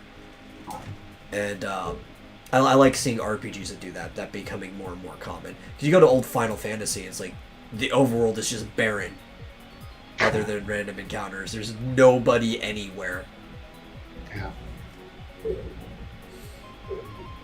yeah, I like that. Yeah. There's yeah. So it's fascinating to see how many NPCs actually. It seems like in the older games they would actually have more, because it didn't require much to kind of just stick dumb characters in. You know, like old Ultima 4 and 5, where they'd have towns all over the map. They would have, you know, whatever, 20 or 30 NPCs in each one, and so yeah, and half of them are just like recolors of other characters. It's like, it's the same 6 types of characters, but in this town they're going to be blue instead of red or whatever. Yeah, and then as they got into more, we got to flesh each character out. You know, it has to be a 3D model and all this stuff, and have a full dialogue tree. And it's like, oh my gosh, we're gonna have like, you know, 20 NPCs throughout the whole game. But then, yeah, as that's become more and more common, they're building out bigger worlds finally again. And there's so much to like bug test on those dialogue trees too. Like, I what was it? Skyrim. I was playing Skyrim, and I was talking to some character. I think it was in the mage school or whatever. And the person I was talking to, it's almost like they didn't pay attention, right? It got lost on them. But the girl had both takes of the line in there. So she would say the line, it was paused for a second, and then she would say the exact same line again in a different way before the next part of the tree went. And it was just so many people to go through, they probably didn't realize that they didn't cut it. And it was like that for all of her lines. Yeah, I've heard that Skyrim is, I mean, it's so big, I guess it's just filled with bugs all over the place. Yeah. I've still I've barely scratched the surface of Skyrim. But yeah, that's the problem when you have to flesh out every single character and give every character voice lines and stuff. That's what Genshin, I think, does a good job, because some of the characters you could tell are basically just the exact same model that you've seen before, but maybe on this version they retextured the shirt to be a different color or something like that. Or they plopped a hat on the character's head. Most of them aren't very anime looking too, so you expect a lot of the head shapes to just be the same. And most of them aren't even voice acted. But they're just like, a dialogue comes up, they might have a sound effect activate when you talk to them. And it's great. There very few characters have full voice lines, and they're the ones that you can tell are like really, really fleshed out. And even have like unique models and stuff like that. Yeah. Well, And because it's very anime, like, you don't even care that everybody looks kind of plain compared to the playable characters, because it's kind of like this game that people play, and you take like the crowd in school, and it's find the protagonist, and you'll find like it's a bunch of normal looking people, and then there's one person wearing bright colorful clothes with like spiky different colored hair. It's like, oh yeah, there's the protagonist right there. Yeah.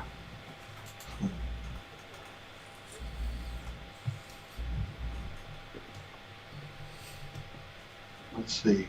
Oh, here's an appropriate story for us considering it's October.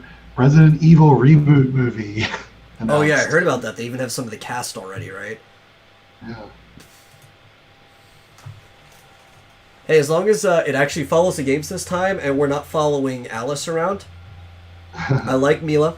Don't get me wrong. I even like the character of Alice.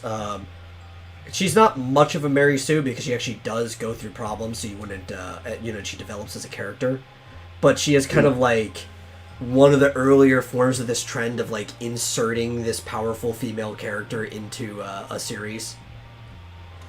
And specifically, it's because her husband owns the company, the studio. They're doing the same thing with Monster Hunter, but it'll probably still be good because they do have a history of, Alice is still a likable character that goes through hardships, Yeah. But hopefully this still time it actually follows the game stories with all the main characters and stuff like that. Yeah. And she didn't start off super powered. I mean, they explained. No, she didn't. She was a character that actually develops. Yeah. By the looks of it, I don't see anything about an Alice. Yeah. I see they've announced, Claire Redfield, Jill Valentine, Chris Redfield, Wesker Kennedy, and William Birkin. I don't know who that is. Oh, Birkin? Yeah. Yeah, he's an important character. And they've announced the actors for all those parts. So it does sound like at least. Yeah, I'm wondering what direction they're going to, right? Like, because if you were starting at the beginning of the story with the games, right, then Claire wouldn't even need to be in the first one unless she's showing up at the beginning of the movie before, like, Chris and Jill leave, like she's setting them off or something, because Claire's not in the first game. Yeah. I don't know. I don't see anything about the plot.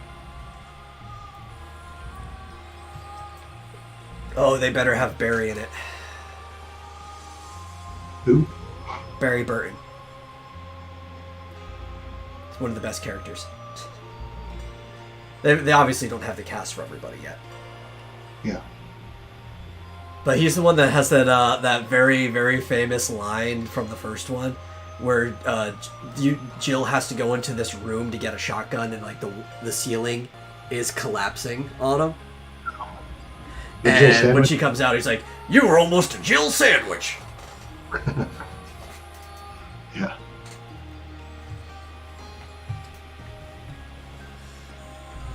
And he has a specially modified, what was it? It's a 45 caliber. God, what gun was it? It's not the Magnum. It's oh, this is gonna bother me. It'll come to me, but he has like a specially modified gun. Oh, it's a Beretta. He has a 45 caliber Beretta that's specially modified for himself.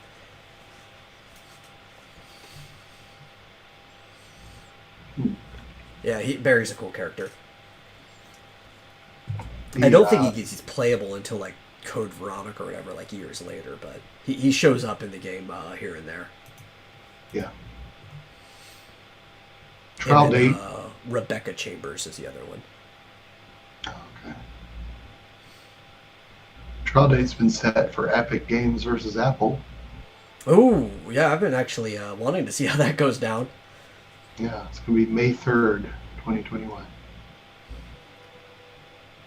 Because I don't have skin in this, especially, I think we went over this too. I think Apple has the right to kind of like police how they want to do like financial transactions on their service. But at the same time, if Apple loses that right, then across the board, everybody has to have standards for that. So I'm just kind of interesting to see how this settles out.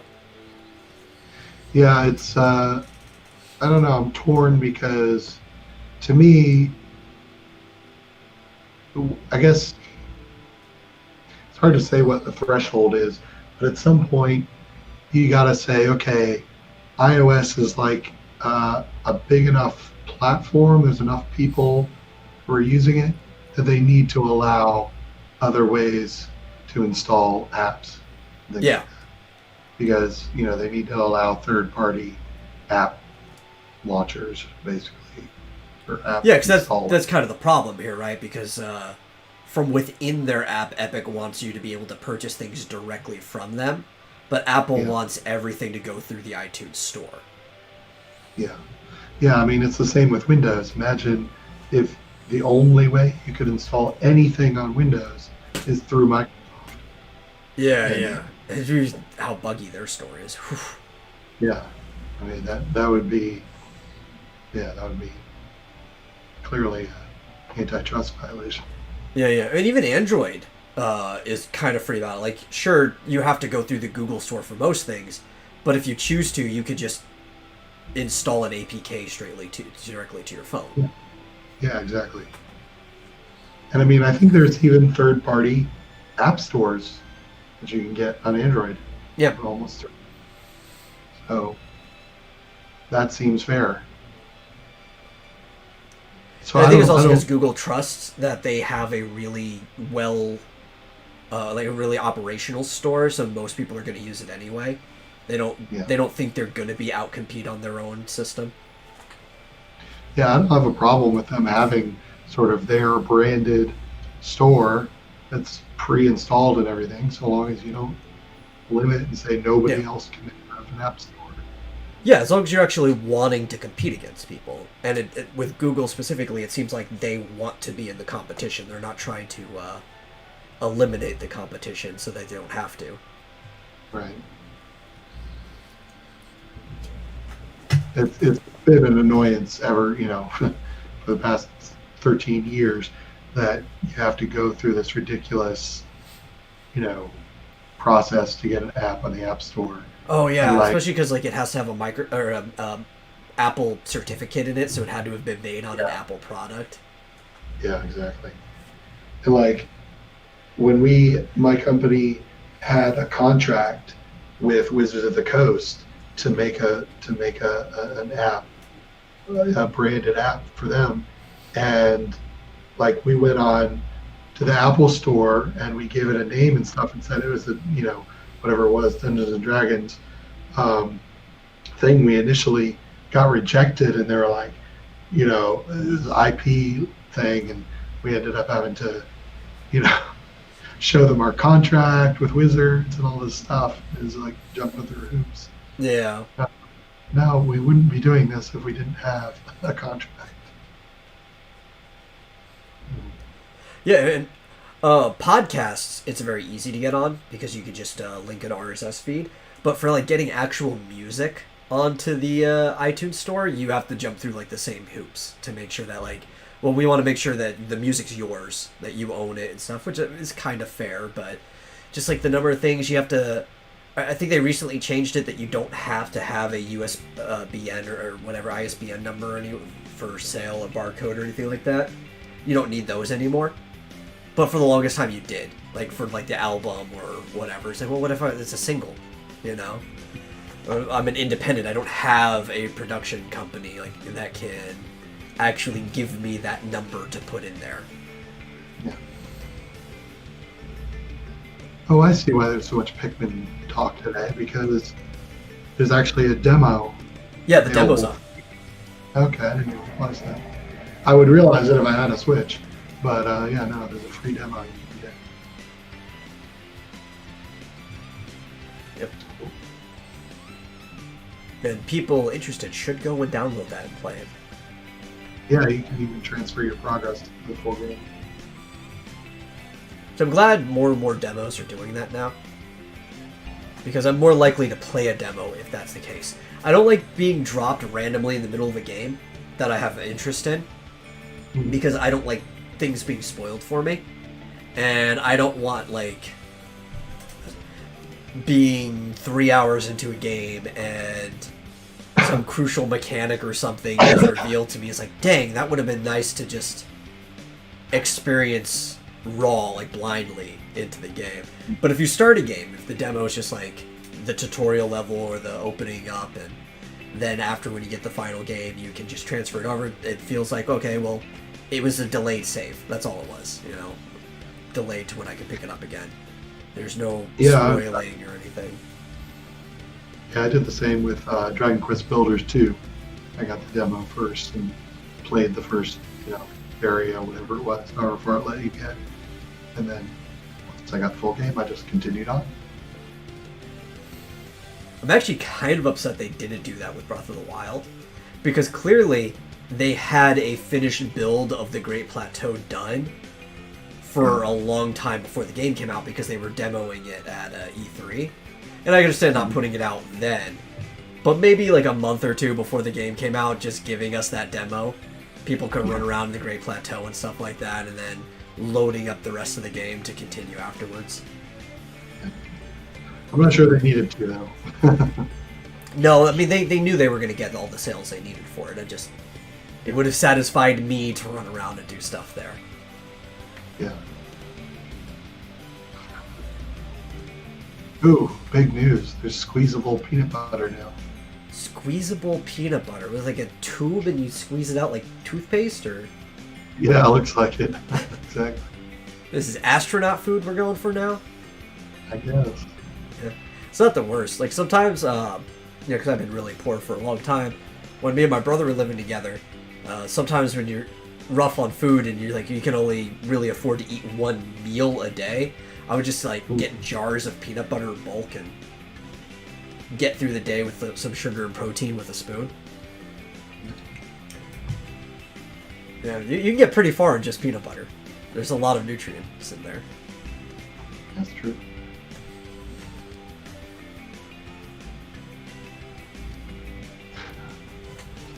The squeezable peanut butter. It's kind of like, I wonder if, obviously, peanut butter's been around forever and people like squeezable things, but if astronauts helped influence that, because Capri Sun was originally for astronauts, the pouch and stuff like that, and then it became sellable to kids or parents who want it for their kids. And I love Capri Sun. I just wish there was I think when I was in middle school they came out with a jumbo pouch, but then they discontinued it. I wish they still had the mega pouch for the Capri Sun, because as an adult, those pouches are just way too small to even be worth it. You're squeezing 3 of them into a cup just to get any amount of liquid out of it.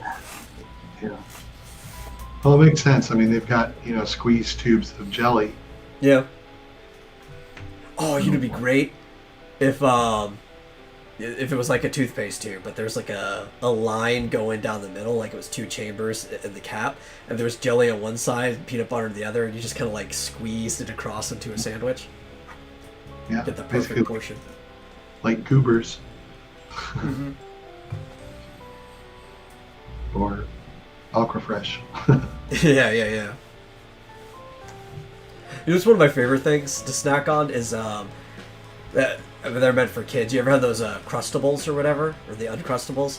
And they're the pre-made peanut butter and jelly sandwiches that are kind of just crimped on the edges. Dude, those things just make a good snack. You pop them in real quick. Mm. You need more things than squeeze tubes. This is the future, damn it. I was promised squeeze tubes. Definitely. And things that we can dehydrate.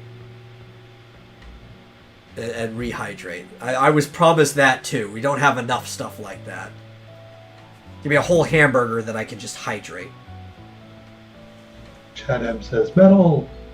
Elbow cough. We're down.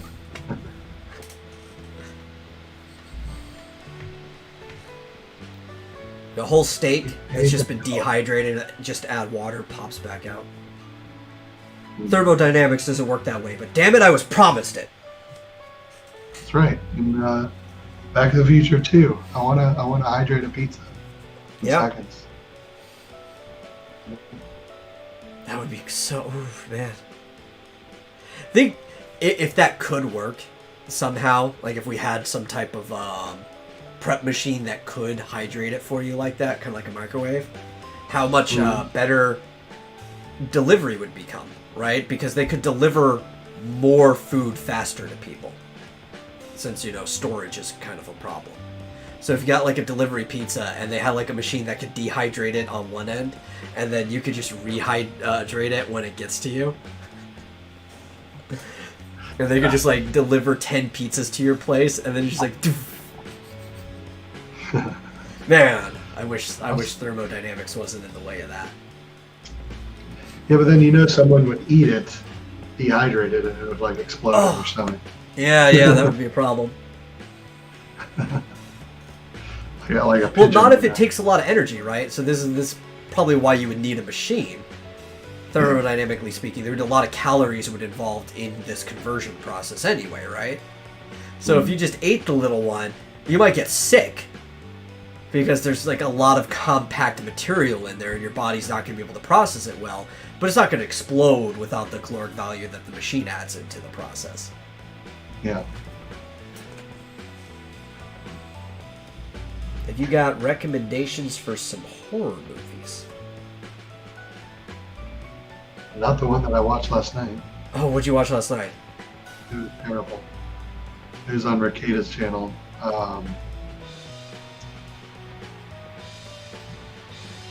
Let's see, what was it called? Did he name the stream after the movie they were watching, or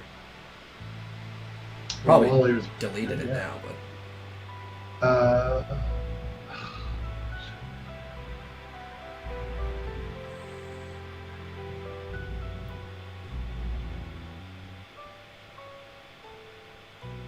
Sleepaway Camp 2.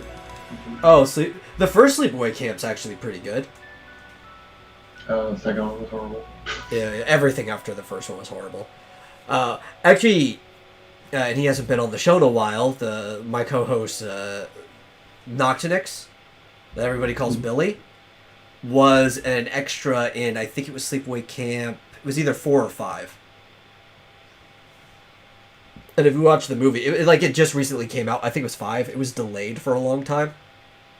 It came out like maybe half a decade ago or something like that. But you could actually see him in it as like a little kid. I think he was like 12 or something when they filmed it. But yeah, I don't recommend any Sleepaway Camp after 1. No. Actually, I can say that about a lot of horror franchises. I don't recommend anything after the first one. Yeah. One of my favorite horror films is Cabin in the Woods. Because that's like a Lovecraftian horror. Yeah, that was really good. Interestingly, though, Sleepaway Camp 2 had one of the highest body counts I've ever seen. Yeah. I think we counted 18. 18 deaths. 18 deaths. Well, what about Happy Death Day? Does it count if it's the same person dying over and over again?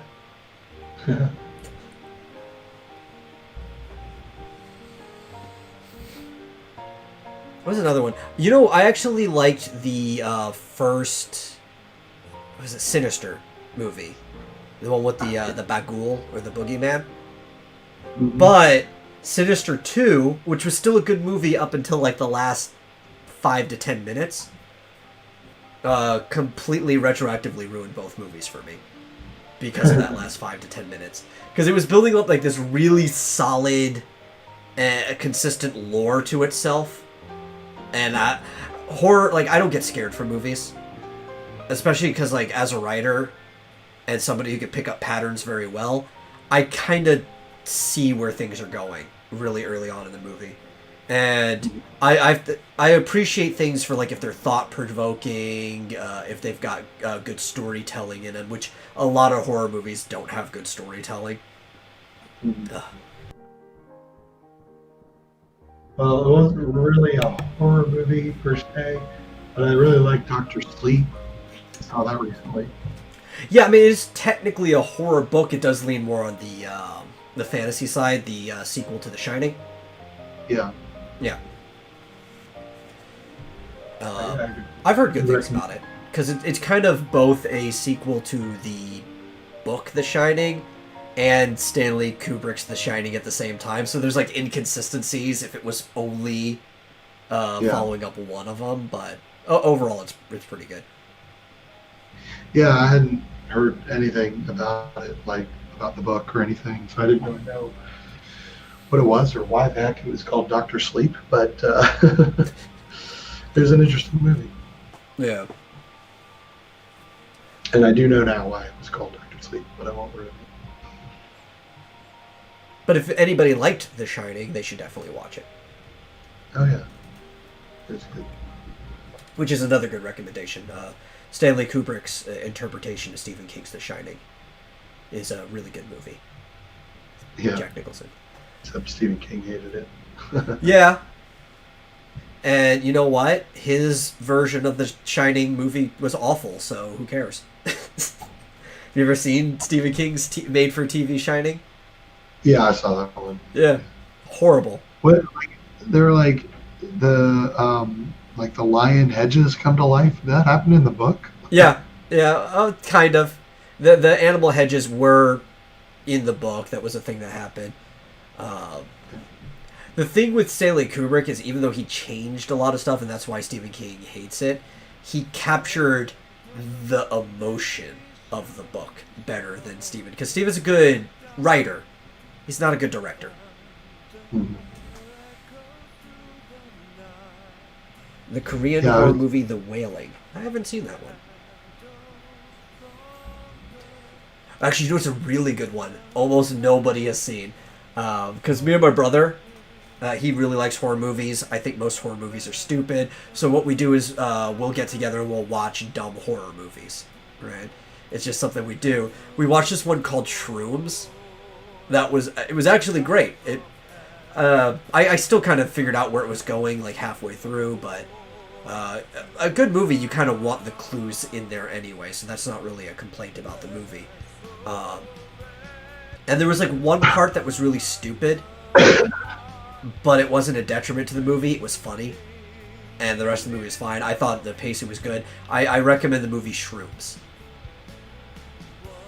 which is about, without going into spoilers, a group of kids that I think they're backpacking, camping in Europe, and they do some shrooms and some scary shit happens.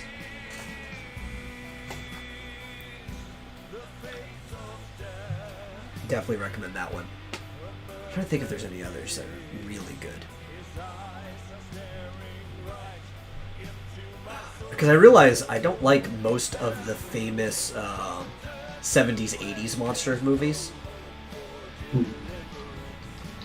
Because there was like this huge revival of the idea of the monster movie or the killer movie. Because it used to be big back in the early days with the Universal monsters. But then nobody could use the Universal monsters because they kind of had the dibs on everything. So people start making their own, and you have things like Freddy Krueger, Michael Myers, and stuff like that. Even going into the 90s, you get the follow-ups to these movies. And I went back and rewatched it. It's like, well, the first Nightmare on Elm Street is okay. It's not a great movie. I think most of it's nostalgia. It's not bad either. It's okay. But then when you get away from that, a lot of the other movies in that kind of circle are blah, I guess is the best way I can say it. Yeah. It's like Michael Myers. I have problems. I love John Carpenter. He's a great director and writer, but Halloween, I just have problems with it. Even starting from the first one. There's too many problems with this movie. But then it just gets out of hand after that. Like, Halloween 2 was awful. Halloween 3 is actually the best one, Season of the Witch, because it has nothing to do with Michael Myers. And I agree with John Carpenter. Halloween should have just been an anthology that told different stories every single one. And it kind of got ruined going back to Michael Myers again after that. And a lot of people hate Season of the Witch. I think it's the best one in the whole series. But it's because this trend of sequels was already a thing by that point, so everybody was expecting the third one to have Michael Myers in it again. Yeah. I hate Friday the 13th. I think that's an awful movie. The twist at the end of the first one is fine, honestly. Okay, I'll backtrack. It's an okay movie. It's not awful, but it's another one where like everything after the first one is awful. You don't like the movie about the woman seeking revenge for her No, that's son's fine. That's why I'm backtracking. Like, it's an okay movie. Because I remember the twist at the end is like, that was actually fine. But everything after that was just like, why? You don't like the second one where, the killer has a sack over his head the whole time? No, I don't. Because the first one's kind of like, almost like a Scooby-Doo plot, but brought up to like the natural, mature level of people actually dying. So that's fine. It's still not a great movie, but it's not bad.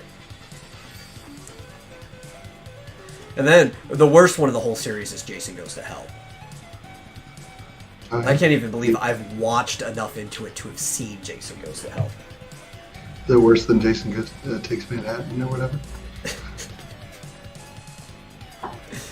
Yeah. I think the Manhattan one apparently is the source of the vast majority of the Jason can teleport rumors. Yeah, I don't know. He tends to just kind of pop up in places where he shouldn't be able to get to. Well, you know what's really sad too? If you've watched all the movies up to the point, Freddy versus Jason is actually canonically tight in the fact that it does respect everything that happened before it. The problem is that both movies the franchise have gotten so awful before that it doesn't matter how much it respects the things before that. It's respecting things that are awful. Like Freddy being able to interact with people outside of the dream world and stuff like that.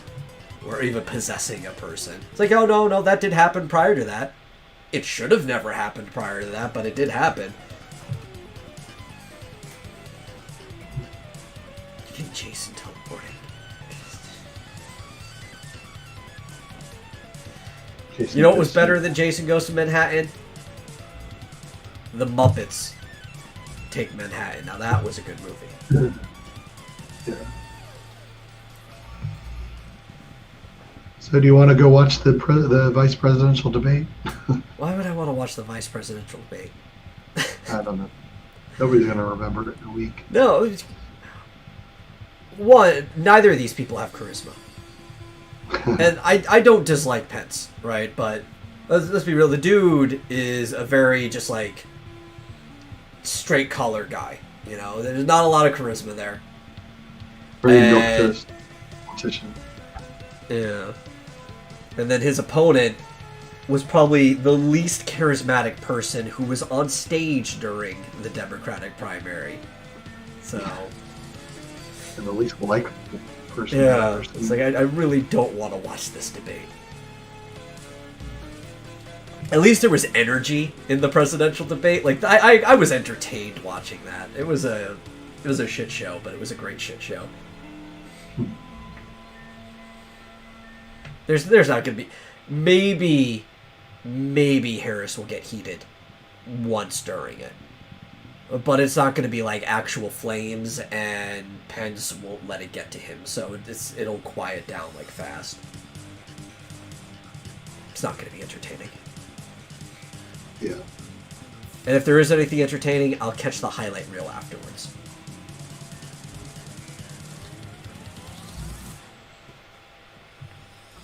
Cool. I'm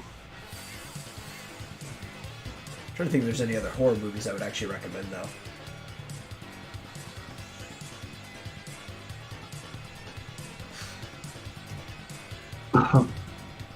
Oh, John Carpenter's Duh. Oh.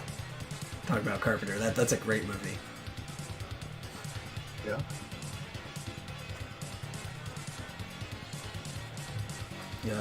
Jurassic Park's a horror movie.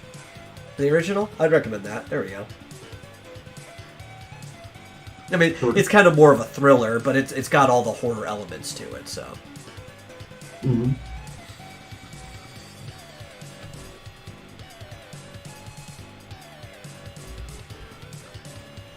Ugh. Oh. This chair is terrible on my back.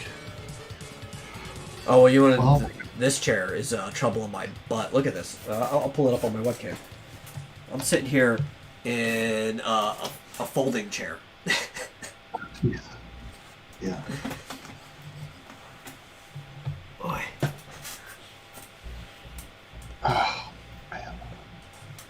Yeah. Stretch my back out so I can sit up straight after this. Or stand up straight. Trying to think, another good one. So now he started it. Now I'm on like a horror movie kick. What do we got? Another John Carpenter from the same series. You got In the Mouth of Madness is a good movie with Sam Neill. Yeah, that was weird. I only saw that recently. Very, very Lovecraftian. You've seen Killer Clowns from Outer Space? Yeah, I've seen it. I wouldn't recommend it to anybody. I actually think we're watching it in Rick's Discord server soon. It's on the list of bad movies. Seen it so many times. Yeah. I saw that back in the 80s.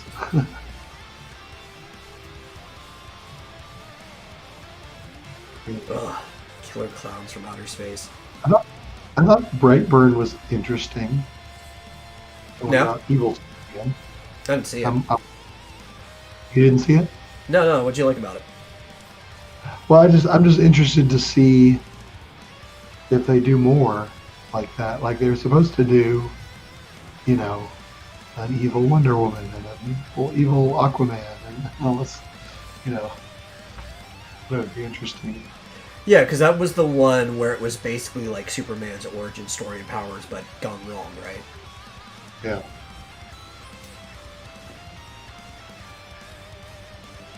That was interesting. Maybe they didn't do well enough at the box office to do more like that. I don't know. Yeah, maybe not.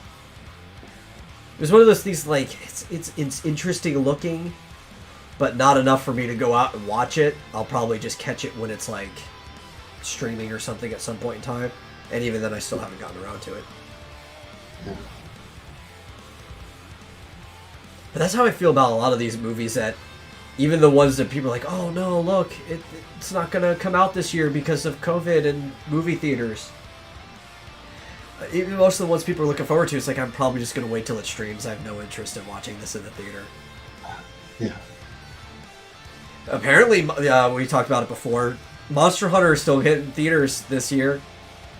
I have no interest in watching that in theaters.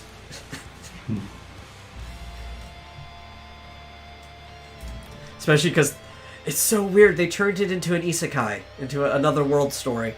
But it's kind of like they go back and forth between the real world and the Monster Hunter world or whatever. And the military's involved. I don't know. Like, it'll probably be a good movie for what it is, but it'll probably be awful as a representation of Monster Hunter. Which tends to be the case for most video game movies, even if they happen to be good. I think with, like... Because Resident Evil, good movie series, not a very good representation of the Resident Evil games. One of the few exceptions, I would say, Detective Pikachu is probably one of the best media, aside from the games, to represent Pokemon that's ever come out. Way better than the anime has ever represented it. Yeah. And I think it was Angelina Jolie, the Lara Croft movies that she was in, were actually pretty good representations of the games. And that's even coming from somebody who is a longtime fan of Lara Croft and is of Tomb Raider and all that, and is critical of the movie. I think it was a pretty good representation of the games. A lot of people sleep on those movies. I think they're really good movies. Like, if you're interested in Tomb Raider, the Angelina Jolie movies were pretty good. It's been so long since I've seen them, I don't remember anything about them.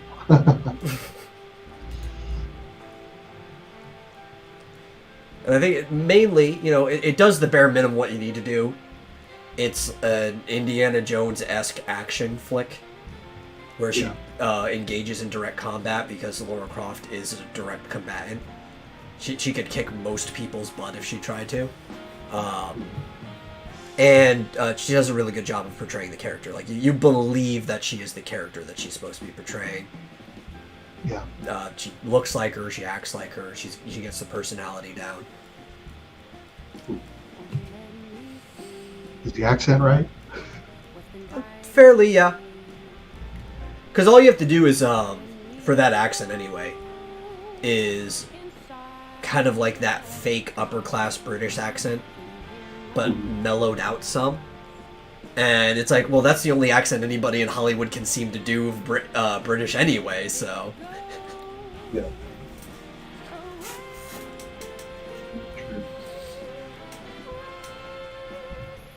Yeah. Yeah, I liked the first Sinister. I'm disappointed with the second one. Uh, the films Sidious have some moments. wasn't wasn't pretty good. Insidious, that was the one with, they had Tiny Tim in it, right? With the demon thing was, was that the one? Yeah, I guess so. Wait, I might even have my, movies backwards. Let me look at this real quick. The one with like the red demon thing. Yeah, with the claws. You kind of look like him from Powerpuff Girls. Mm-hmm. Yeah. And when he showed up, it was playing Tiptoe Through the Tulips by Tiny Tim on like a record player. Oh. Yeah. That's always how I remember that movie, is from that one scene.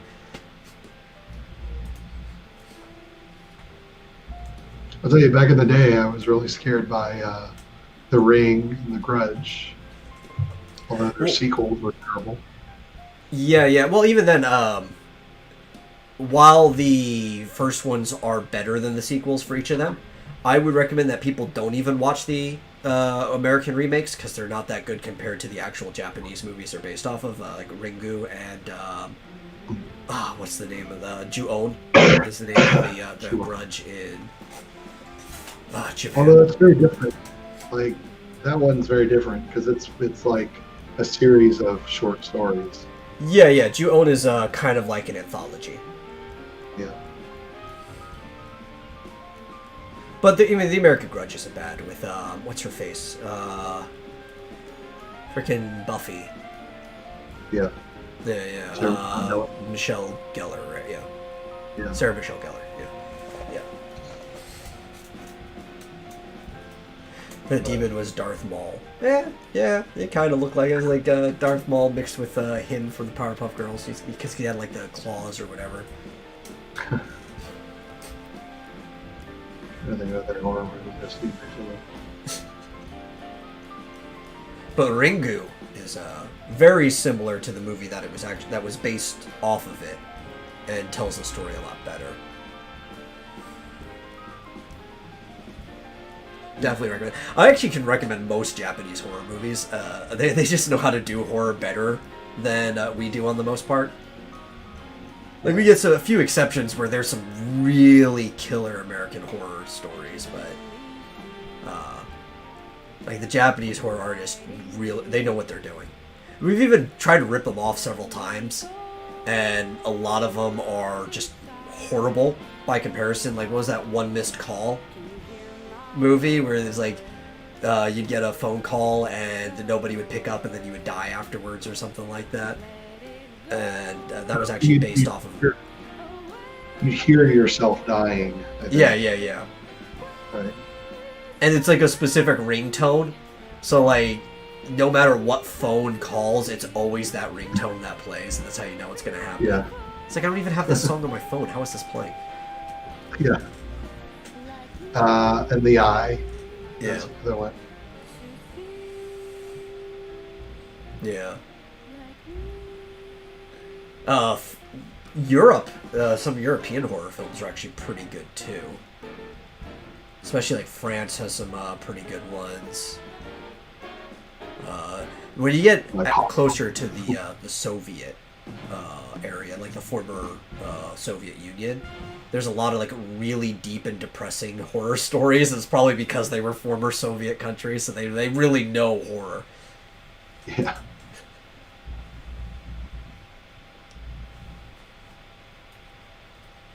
You seen Escape Room? I saw parts of it. Yeah, my mom was watching it. What little I saw, I was really disappointed in. Like, it seemed like a pretty good concept, but it came off as more flash than substance, I guess. And that's why I couldn't watch the whole thing. Yeah, I've not seen that. I thought was decent in It Chapter 2. Yeah, the It remakes were okay. I didn't like what they did with the second one. Because what they did with the second one was basically how the entire book is written. Because there's no, like, how they did with the TV series back in the day, where it's like the kids and then the adults. The way the book is, it's always going... It's the adults, but then it'll flash back to what the kids were doing and stuff. So it's always going back and forth. And that's kind of how Chapter 2 was. And if you're going to do Chapter 2 like that, it almost undermines even doing Chapter 1 the way it was done. Like, they should have just done it like that the entire time. I don't know. I mean, it's still good movies. Like, I'd recommend them to people. Yeah, I guess they just kind of fleshed out a little bit more of the backstory of the kids, you know. But yeah, they kind of went back and did more scenes. Yeah. Like more scenes from Chapter 1. And, you know, again, that's how the book is written, so it's like, why didn't you just, if you still want to do 2 movies, why not just find a part where it breaks in the story, like have a semi-resolution with the flashbacks, and then just do it adult and kid the entire time for both movies? Yeah. And get, like, a better flow out of that. Or just make one big movie. I don't know. I guess they hadn't... I don't think they had picked the adult actors for the second part. I don't know, because they may have finished filming before they picked the adult actors. But I know that the adult actors were picked before the movie came out. Before part 1. Oh, really? Yeah. Oh. Like, that information was already released before the movie came out. But they could have been filming part 1 for so long that they could have already been done with all the filming with the kids before they picked the adults, for all I know. Because the movies take a long time to make. Yeah.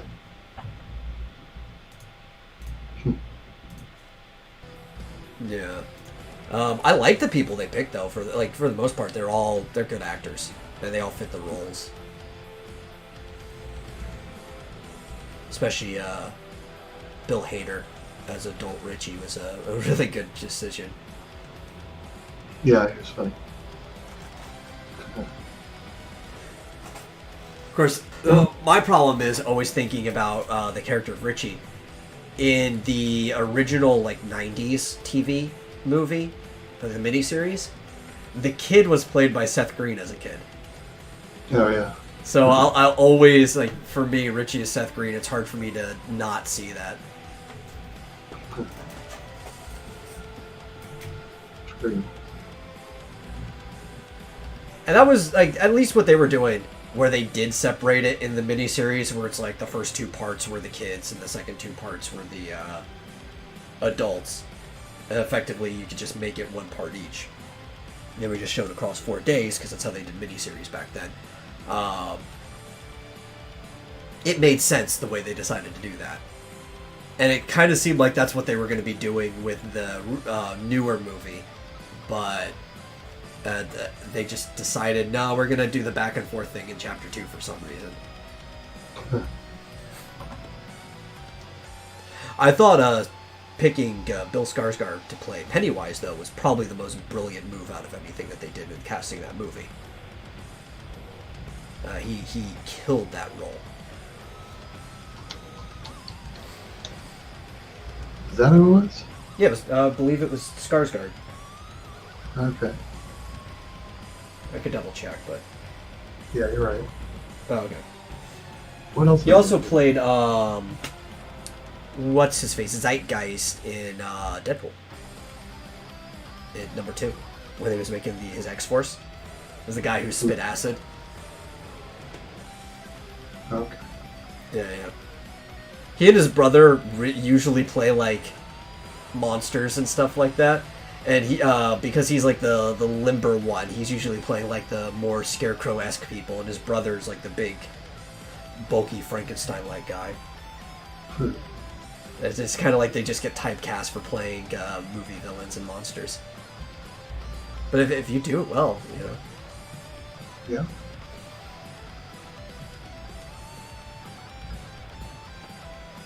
Yeah.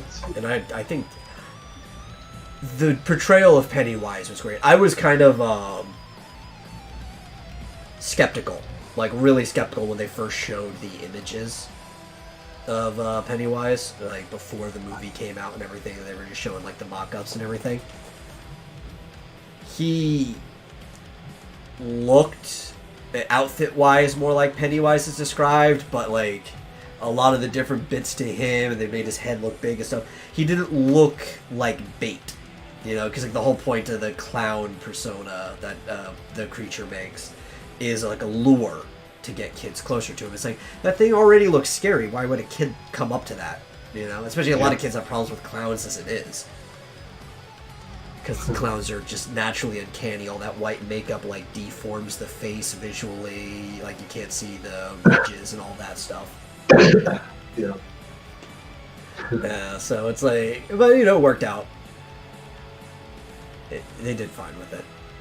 They did manage to get some kids. Yeah. And tough shoes to fill, since, you know, the original person to portray Pennywise on camera was Tim Curry. Yeah. It is really hard to live up to Tim Curry in any role. But like, they were talking about not too long ago making a new Clue movie.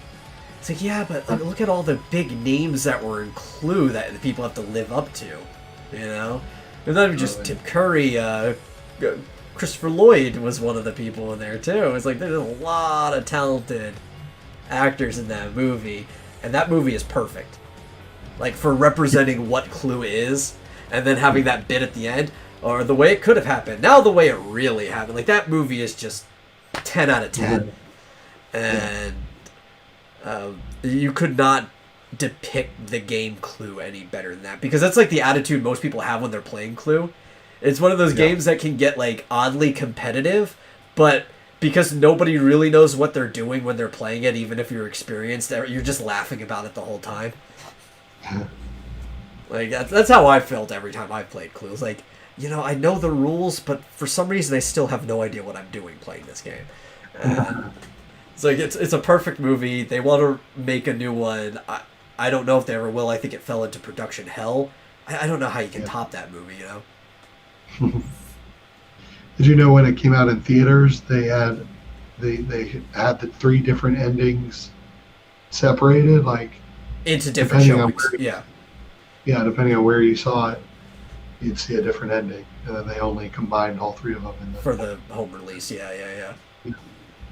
I love that. That makes it even better too, because it's almost like you're playing a game of Clue at that point, right? Because you have no idea.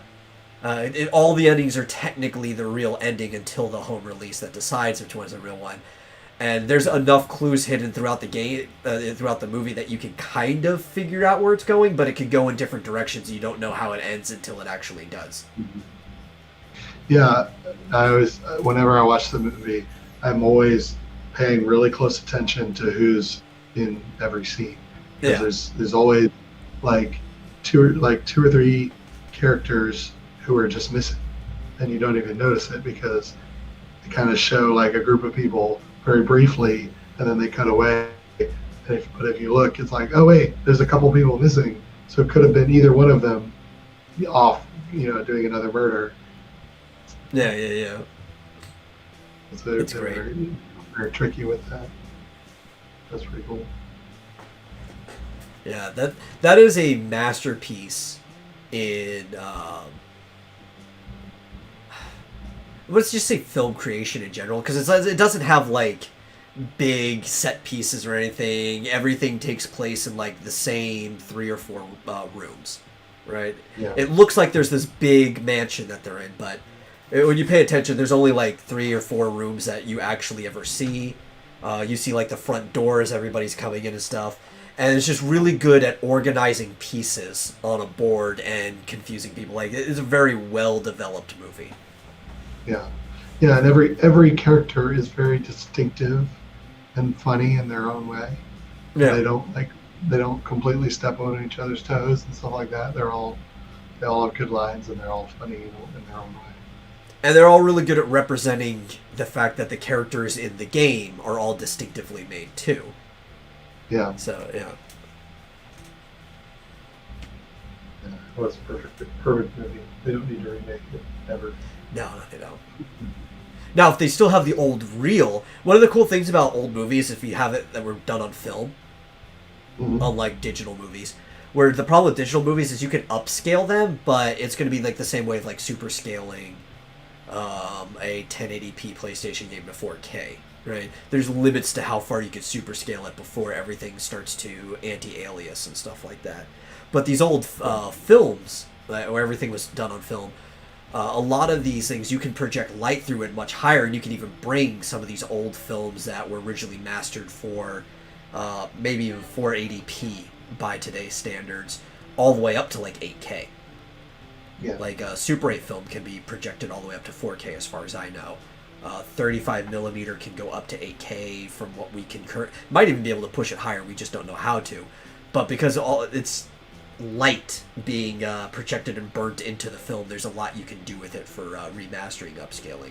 You can take these old movies and we could just make them look better over and over again for a few generations. Assuming they weren't like destroyed in a fire or something. Yeah, if we still have the reels, that's the important part. Yeah. A lot of times, it seems like there's always like a studio fire or something that destroys. Something, yeah. There's like, what was it? There's one of, I think, Kevin Smith's movies. I can't remember which one it was. But recently they were going to do like an HD re-release of it because they found a theater that still had one of the show reels for it. And otherwise it was like lost. And like, yes, we can remaster this movie now. I can't remember what, it might have been Mallrats or something, but it was like the reel was lost to time, and then they found one in like an old theater that still had it. And that has been happening with a lot of movies too, where it's like the actual master reel's gone, but you don't really need the master one. All you need is one that's of good enough quality. So if like a theater had it preserved in the case and it hasn't been opened in decades, you could still just use it.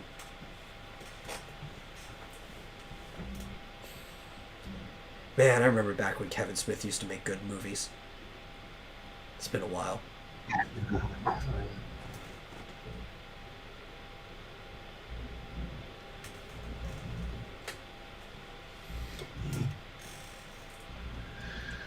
Well, those are all the horror movie things we get. Hey, you know what? If we filled up most of the time, we only have like half an hour left. Yeah. You thank Chad for coming in and getting us on a horror movie kick. Yeah. Actually, I think that'd probably be the only way that you could make Clue into an interesting movie. Because it's a comedic thing, right? It's a game, so you kind of want to be comedic. But if you were to take it into a different direction, then it wouldn't have to compete directly with the original movie. So if you wanted to turn Clue into like a serious horror movie, that is a route you could go. It would be difficult, though. Like, I think that would be very difficult to make a good horror movie for Clue. But you could do it, theoretically speaking, if you had a good enough writer and director on it. You know, it's actually a movie that's very much like Clue, and I thought it was inspired by Clue when I first saw it. And before I saw the name of the movie on the trailer, I thought it was the Clue remake, since they've been talking about making it. And that was Knives Out. And you can kind of see a lot of like the similarities between Knives Out and Clue just by watching the trailer. But it has a very interesting storytelling mechanism in that movie. The way like it goes back and forth between flashbacks and how the not just the memory, but the storyteller is not a reliable narrator, so you'll get different perspectives on different things from different people. Yeah.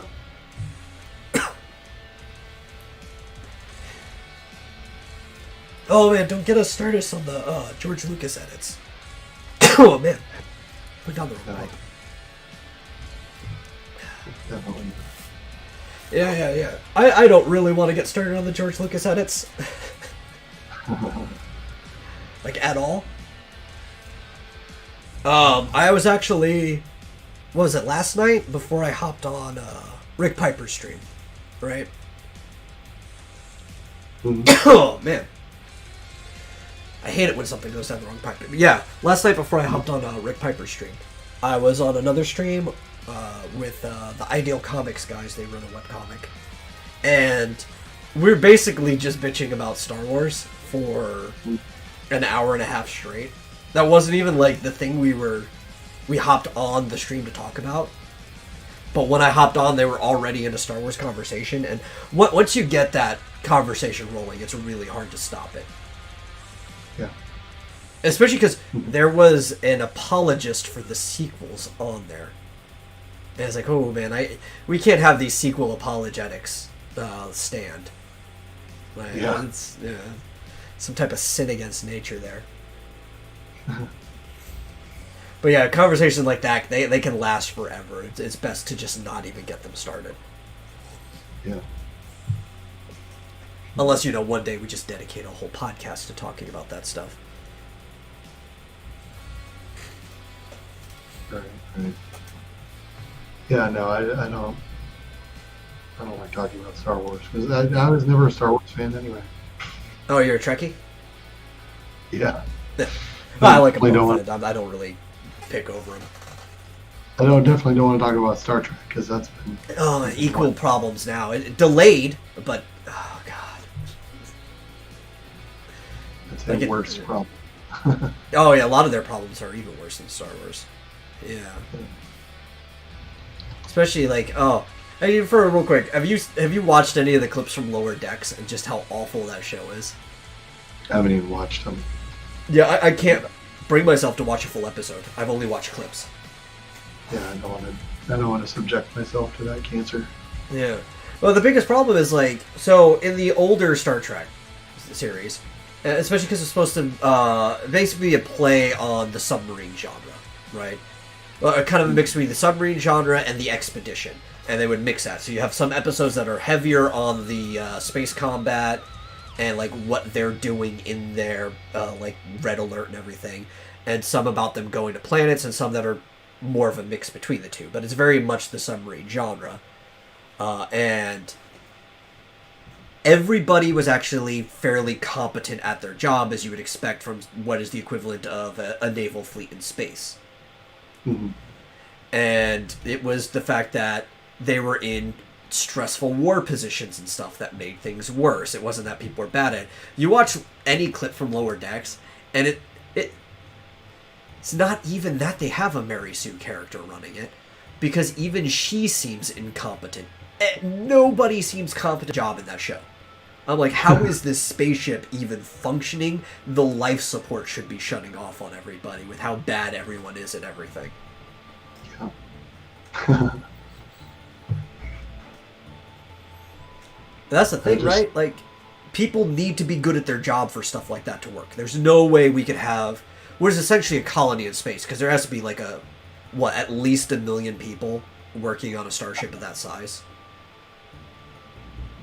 Maybe not all at once, but if you're always moving, people have to take shifts, right? So there's probably up to 1 million inhabitants on this big ship floating through space. And you're effectively a small city out there, and things need to function properly, so people have to be decent at their job to make sure things function properly. I don't think Star Trek really lends itself to a comedy cartoon series. It just no, really. It's stupid.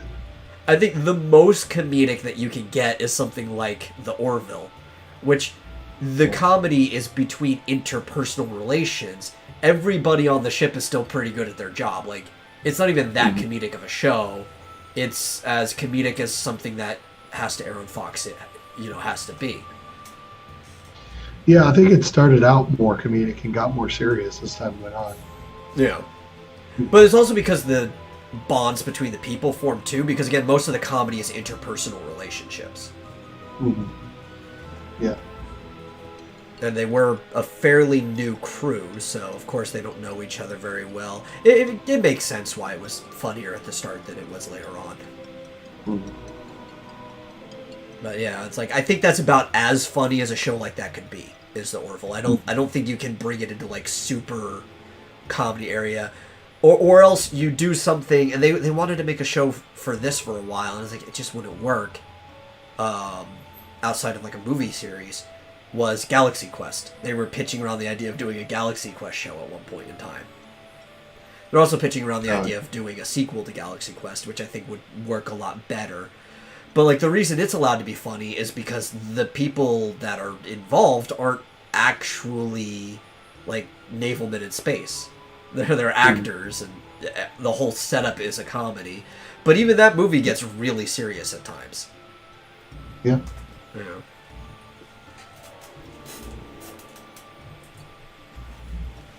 Or you could do a parody, but the thing is, nobody wants to see a show parody itself, right? It's like Star Wars. Nobody would want to see Star Wars parody itself, but if Mel Brooks is doing a parody called Spaceballs, then that's funny, because it's somebody else making fun of it. Right. They need to make a Spaceballs sequel. The Search for More Money. That's right. They already have the name for it, yeah. It would better do it before Mel croaks. He's getting up there. He's like, what, in his 90s, I think? Dude's old. Yeah, I don't think he's working anymore. Yeah, he was talking about doing something, but that was also like 5 years ago. I think he waited 5 years too long for anything to actually happen. Let's see, what's he at now? He is at 94. Yeah. If he did anything, it would be mostly as a on-stage cameo appearance in the movie. That's like, you know, if they did Spaceballs, it would be Master Yogurt or whatever. And as a consultant, he wouldn't be actively directing at 94 years old. He'd have some younger guy doing most of that for him. Writing, I could still see him writing. Especially if it's in, like, writing by committee in a boardroom. At 94, you can still do that, no problem. Especially, like, he's still got to bring younger people, because, you know, he's still fairly sharp-witted. I've seen him in interviews not that long ago. But nobody's as creative at 94 as they were when they were a young pup, so you still need some younger blood in there. And that's why I would probably not like the movie. It would be a necessity, but I don't trust most of the younger blood in Hollywood these days. None of them can write well. Too agenda-driven.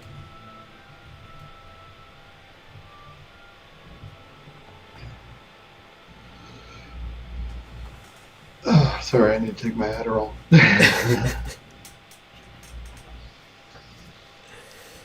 It's okay, we only got a little bit longer to go. I found myself a different background. Yep, yeah, I see. Man, I'm pretty excited for that.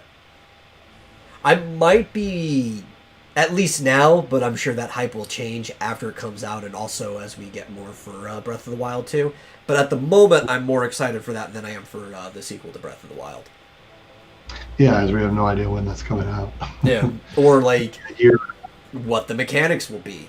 Are they going to be identical? Are some things going to be better, or some things going to be worse? We don't know yet. Hey, they did confirm that weapons will not break in Age of Calamity. Yeah. Like, I don't even mind the durability system conceptually. Yeah. I just wish they weren't as fragile. Especially in Master Mode, I've noticed things break much more quickly. Oh, yeah. And I think that's, so some people went in, they checked out what the actual mechanics are, like the coding behind it and stuff. And I think the weapon durability is based off of like a set number for the weapon, but also mathematically matching up against like a defense number for the creature. So the higher the creature's defense, the more likely the weapon is going to break, or the faster it will. So in Master Mode, everything has a higher defense than it normally does, so the weapons are going to break faster. Yeah. Interesting. Yeah, Croton does a lot of those mechanics breakdowns. I don't know where he gets his information. A lot of them, what they do is they go into the game and they just like scour the code. Yeah. He did a thing recently where he mentioned like, I mean, he was doing all kinds of mechanics. He mentioned that the slipping mechanic when you're climbing in the rain apparently there's a randomness to it of when you slip. Yeah, because I've noticed I've slept like back to back before.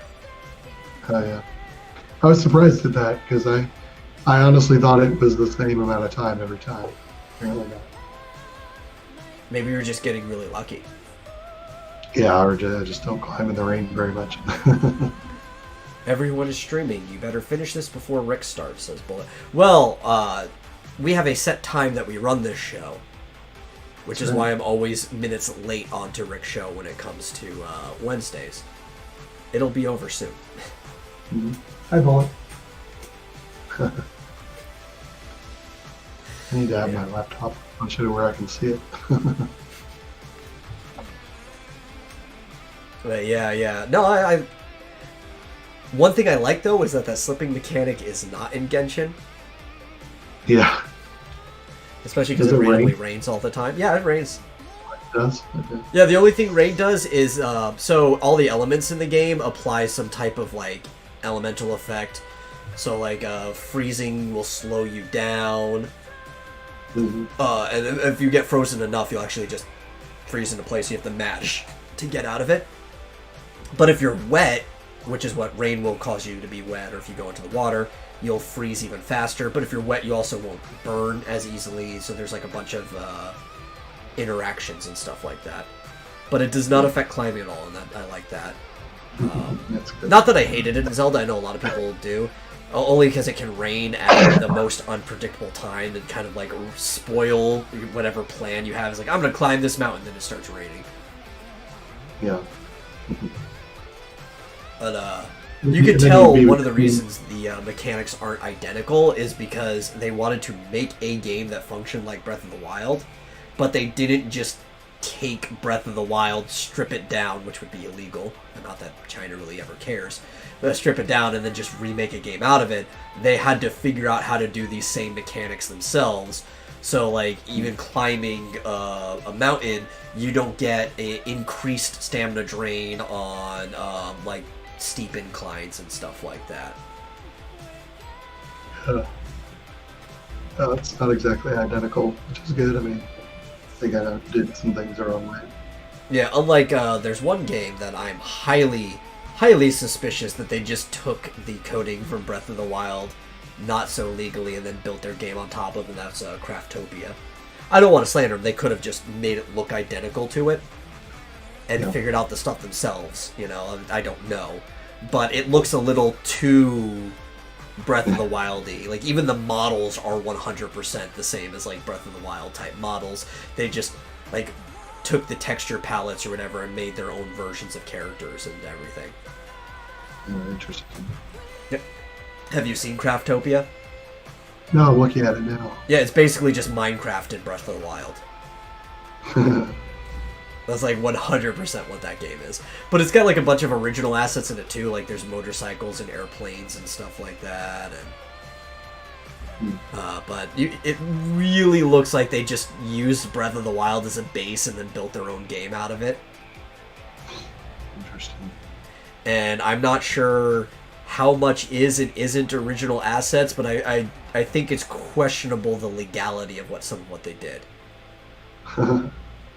Oh, look at that! They've even got a what do you call it? The glider thing. Yeah, and it's like basically the same glider for the most part. Looks identical. I'm not going to pay $25 for early access. Come on. Yeah. And that's another thing, is that it's an early access, and you know there's definitely a long history of early access Steam games and asset theft and stuff like that. So, I mean, again, they could have just really liked the game and spent the time to figure out how to remake all this stuff themselves.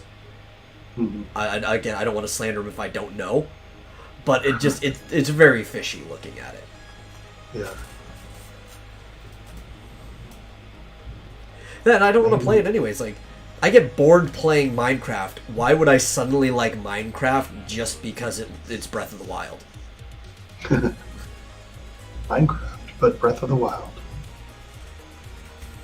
And I know some people that's like instantly sold for them just hearing that. But it's like, Yeah. Minecraft is boring unless you have like friends to play with. And then if I'm gonna play a game like that with friends, I already own Minecraft. Why wouldn't I just jump into that? Looks like it's an interesting farming.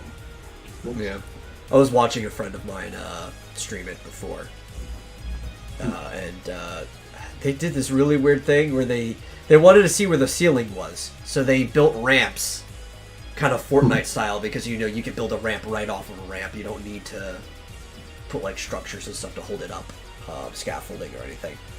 And they built ramps and they wanted to go all the way to the ceiling, and they made it. And you just start taking like like a tick damage over time when you're in the inside the hitbox of the ceiling or whatever. Oh, really? Yeah.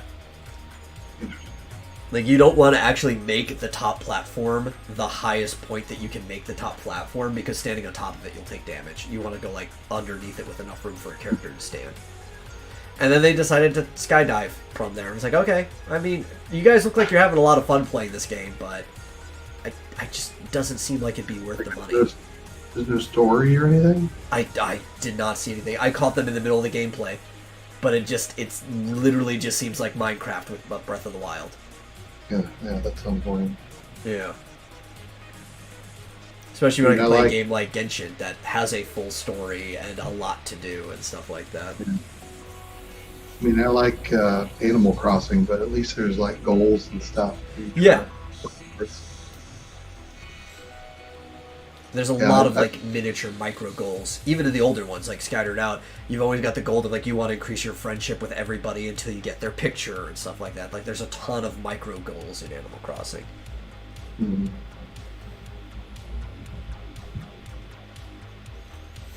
Always something to do. That's why I get bored with Minecraft, because it's a sandbox, which is what they describe these type of games as.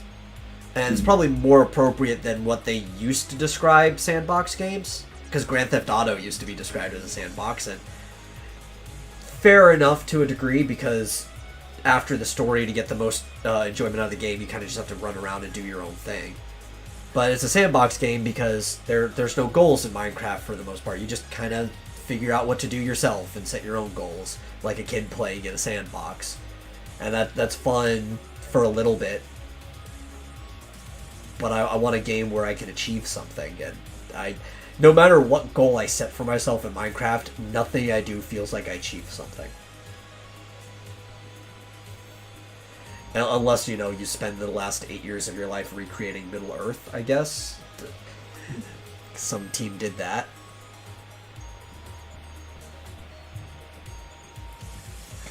And that one's actually hard. Right, because they actually had to sit there and do Middle Earth themselves. Apparently there's a way you can integrate Google, like Earth or whatever, into Minecraft, and then just go and hand edit things. There's currently a version of UK that you can download from like the park services in the UK, and you can just play Minecraft and like go through London and stuff like that, which I guess is kind of neat. But it's like, I don't know. After I explore random towns in the UK, what else would I do, right? Like, it's sandbox games get boring fast to me, because I want to do something.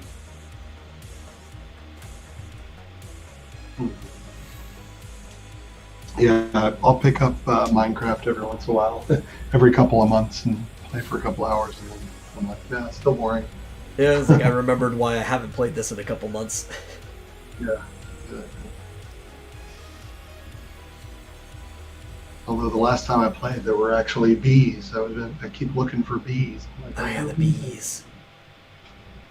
I don't know what I'm supposed to do with them, but they're there.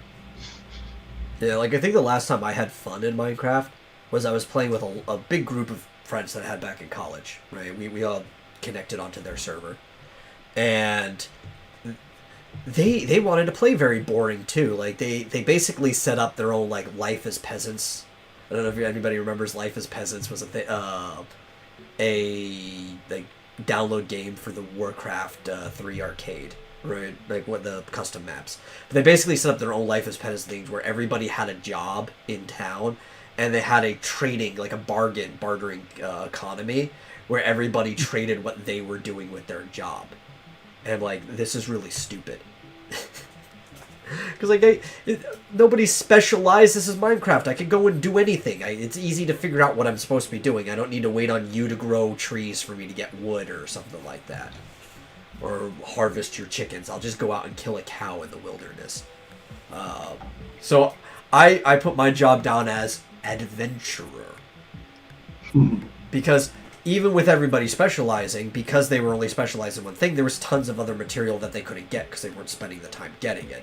So basically, I was the ranger who was going out, and I was just collecting things that nobody else could get. I made maps for everybody and stuff, but even though I made maps, they never had any idea where I was, because I was spending half the time digging out an underground layer in the middle of the town that they had no idea existed. I would even like cover up the wall after I went in there. There was like, they had this bridge that went around, and there's it went through a mountain.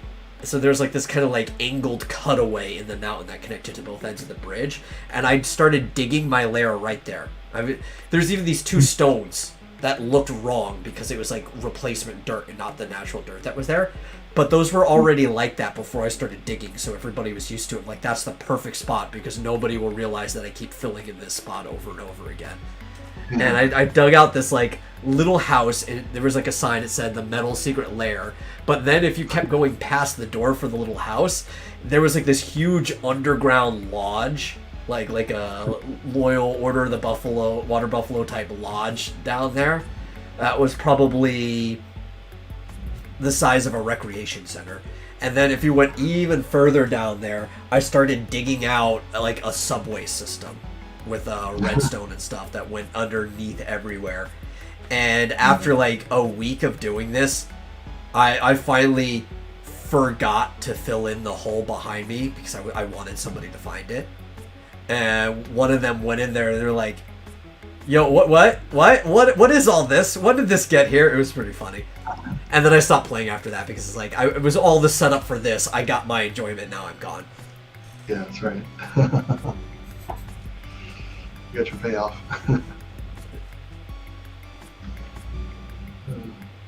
Yeah. It's hard. Like, that was 1 week of progress, and then I was bored with the game.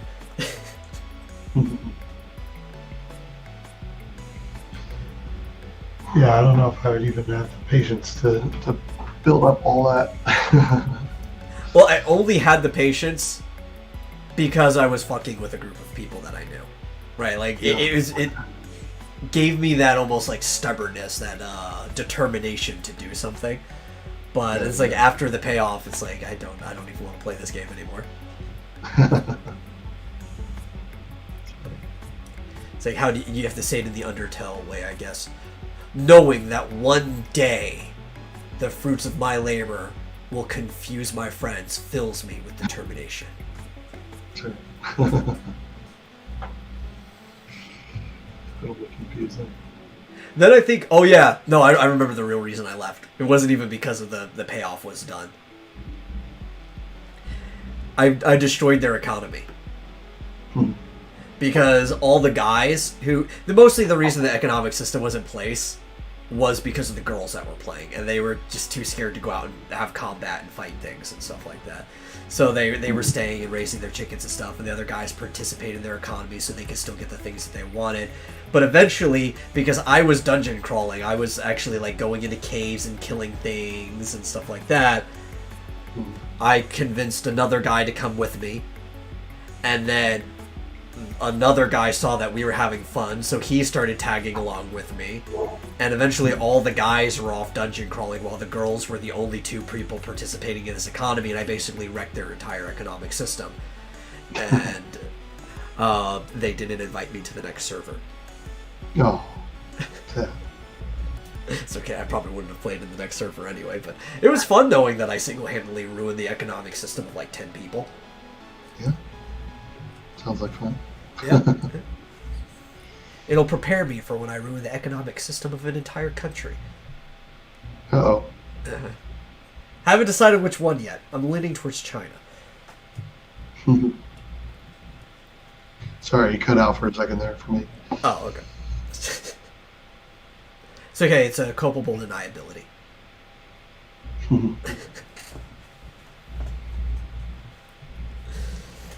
Yeah. And with that, we're running to the end of the show. Wasn't that fun? True. Yeah. So, I guess we'll wrap this up. I would say any final thoughts, but we kind of trailed out into nowhere anyway. We didn't really have Starting thoughts. any set subjects today anyway. Yeah. Well, final thought. Hopefully by Saturday I'll have a big paycheck and maybe I'll go buy myself a Switch. I don't know. Yeah, you definitely. paid off. Yeah. Oh, anyway, gonna go see what the happening with the debate, I guess. Yeah. You let me know if there's anything interesting there. Probably won't be. Yeah. Doubtful. Yeah, and I think it's a good point to stop this, and then I can go hop on Rickstream. So, thank you all for joining me in the present or the future, if you're listening to this later on. I'm Metal. Join me with Marsupial Gamer. We'll see you next time on the Vomitorium. You guys take it easy. See ya.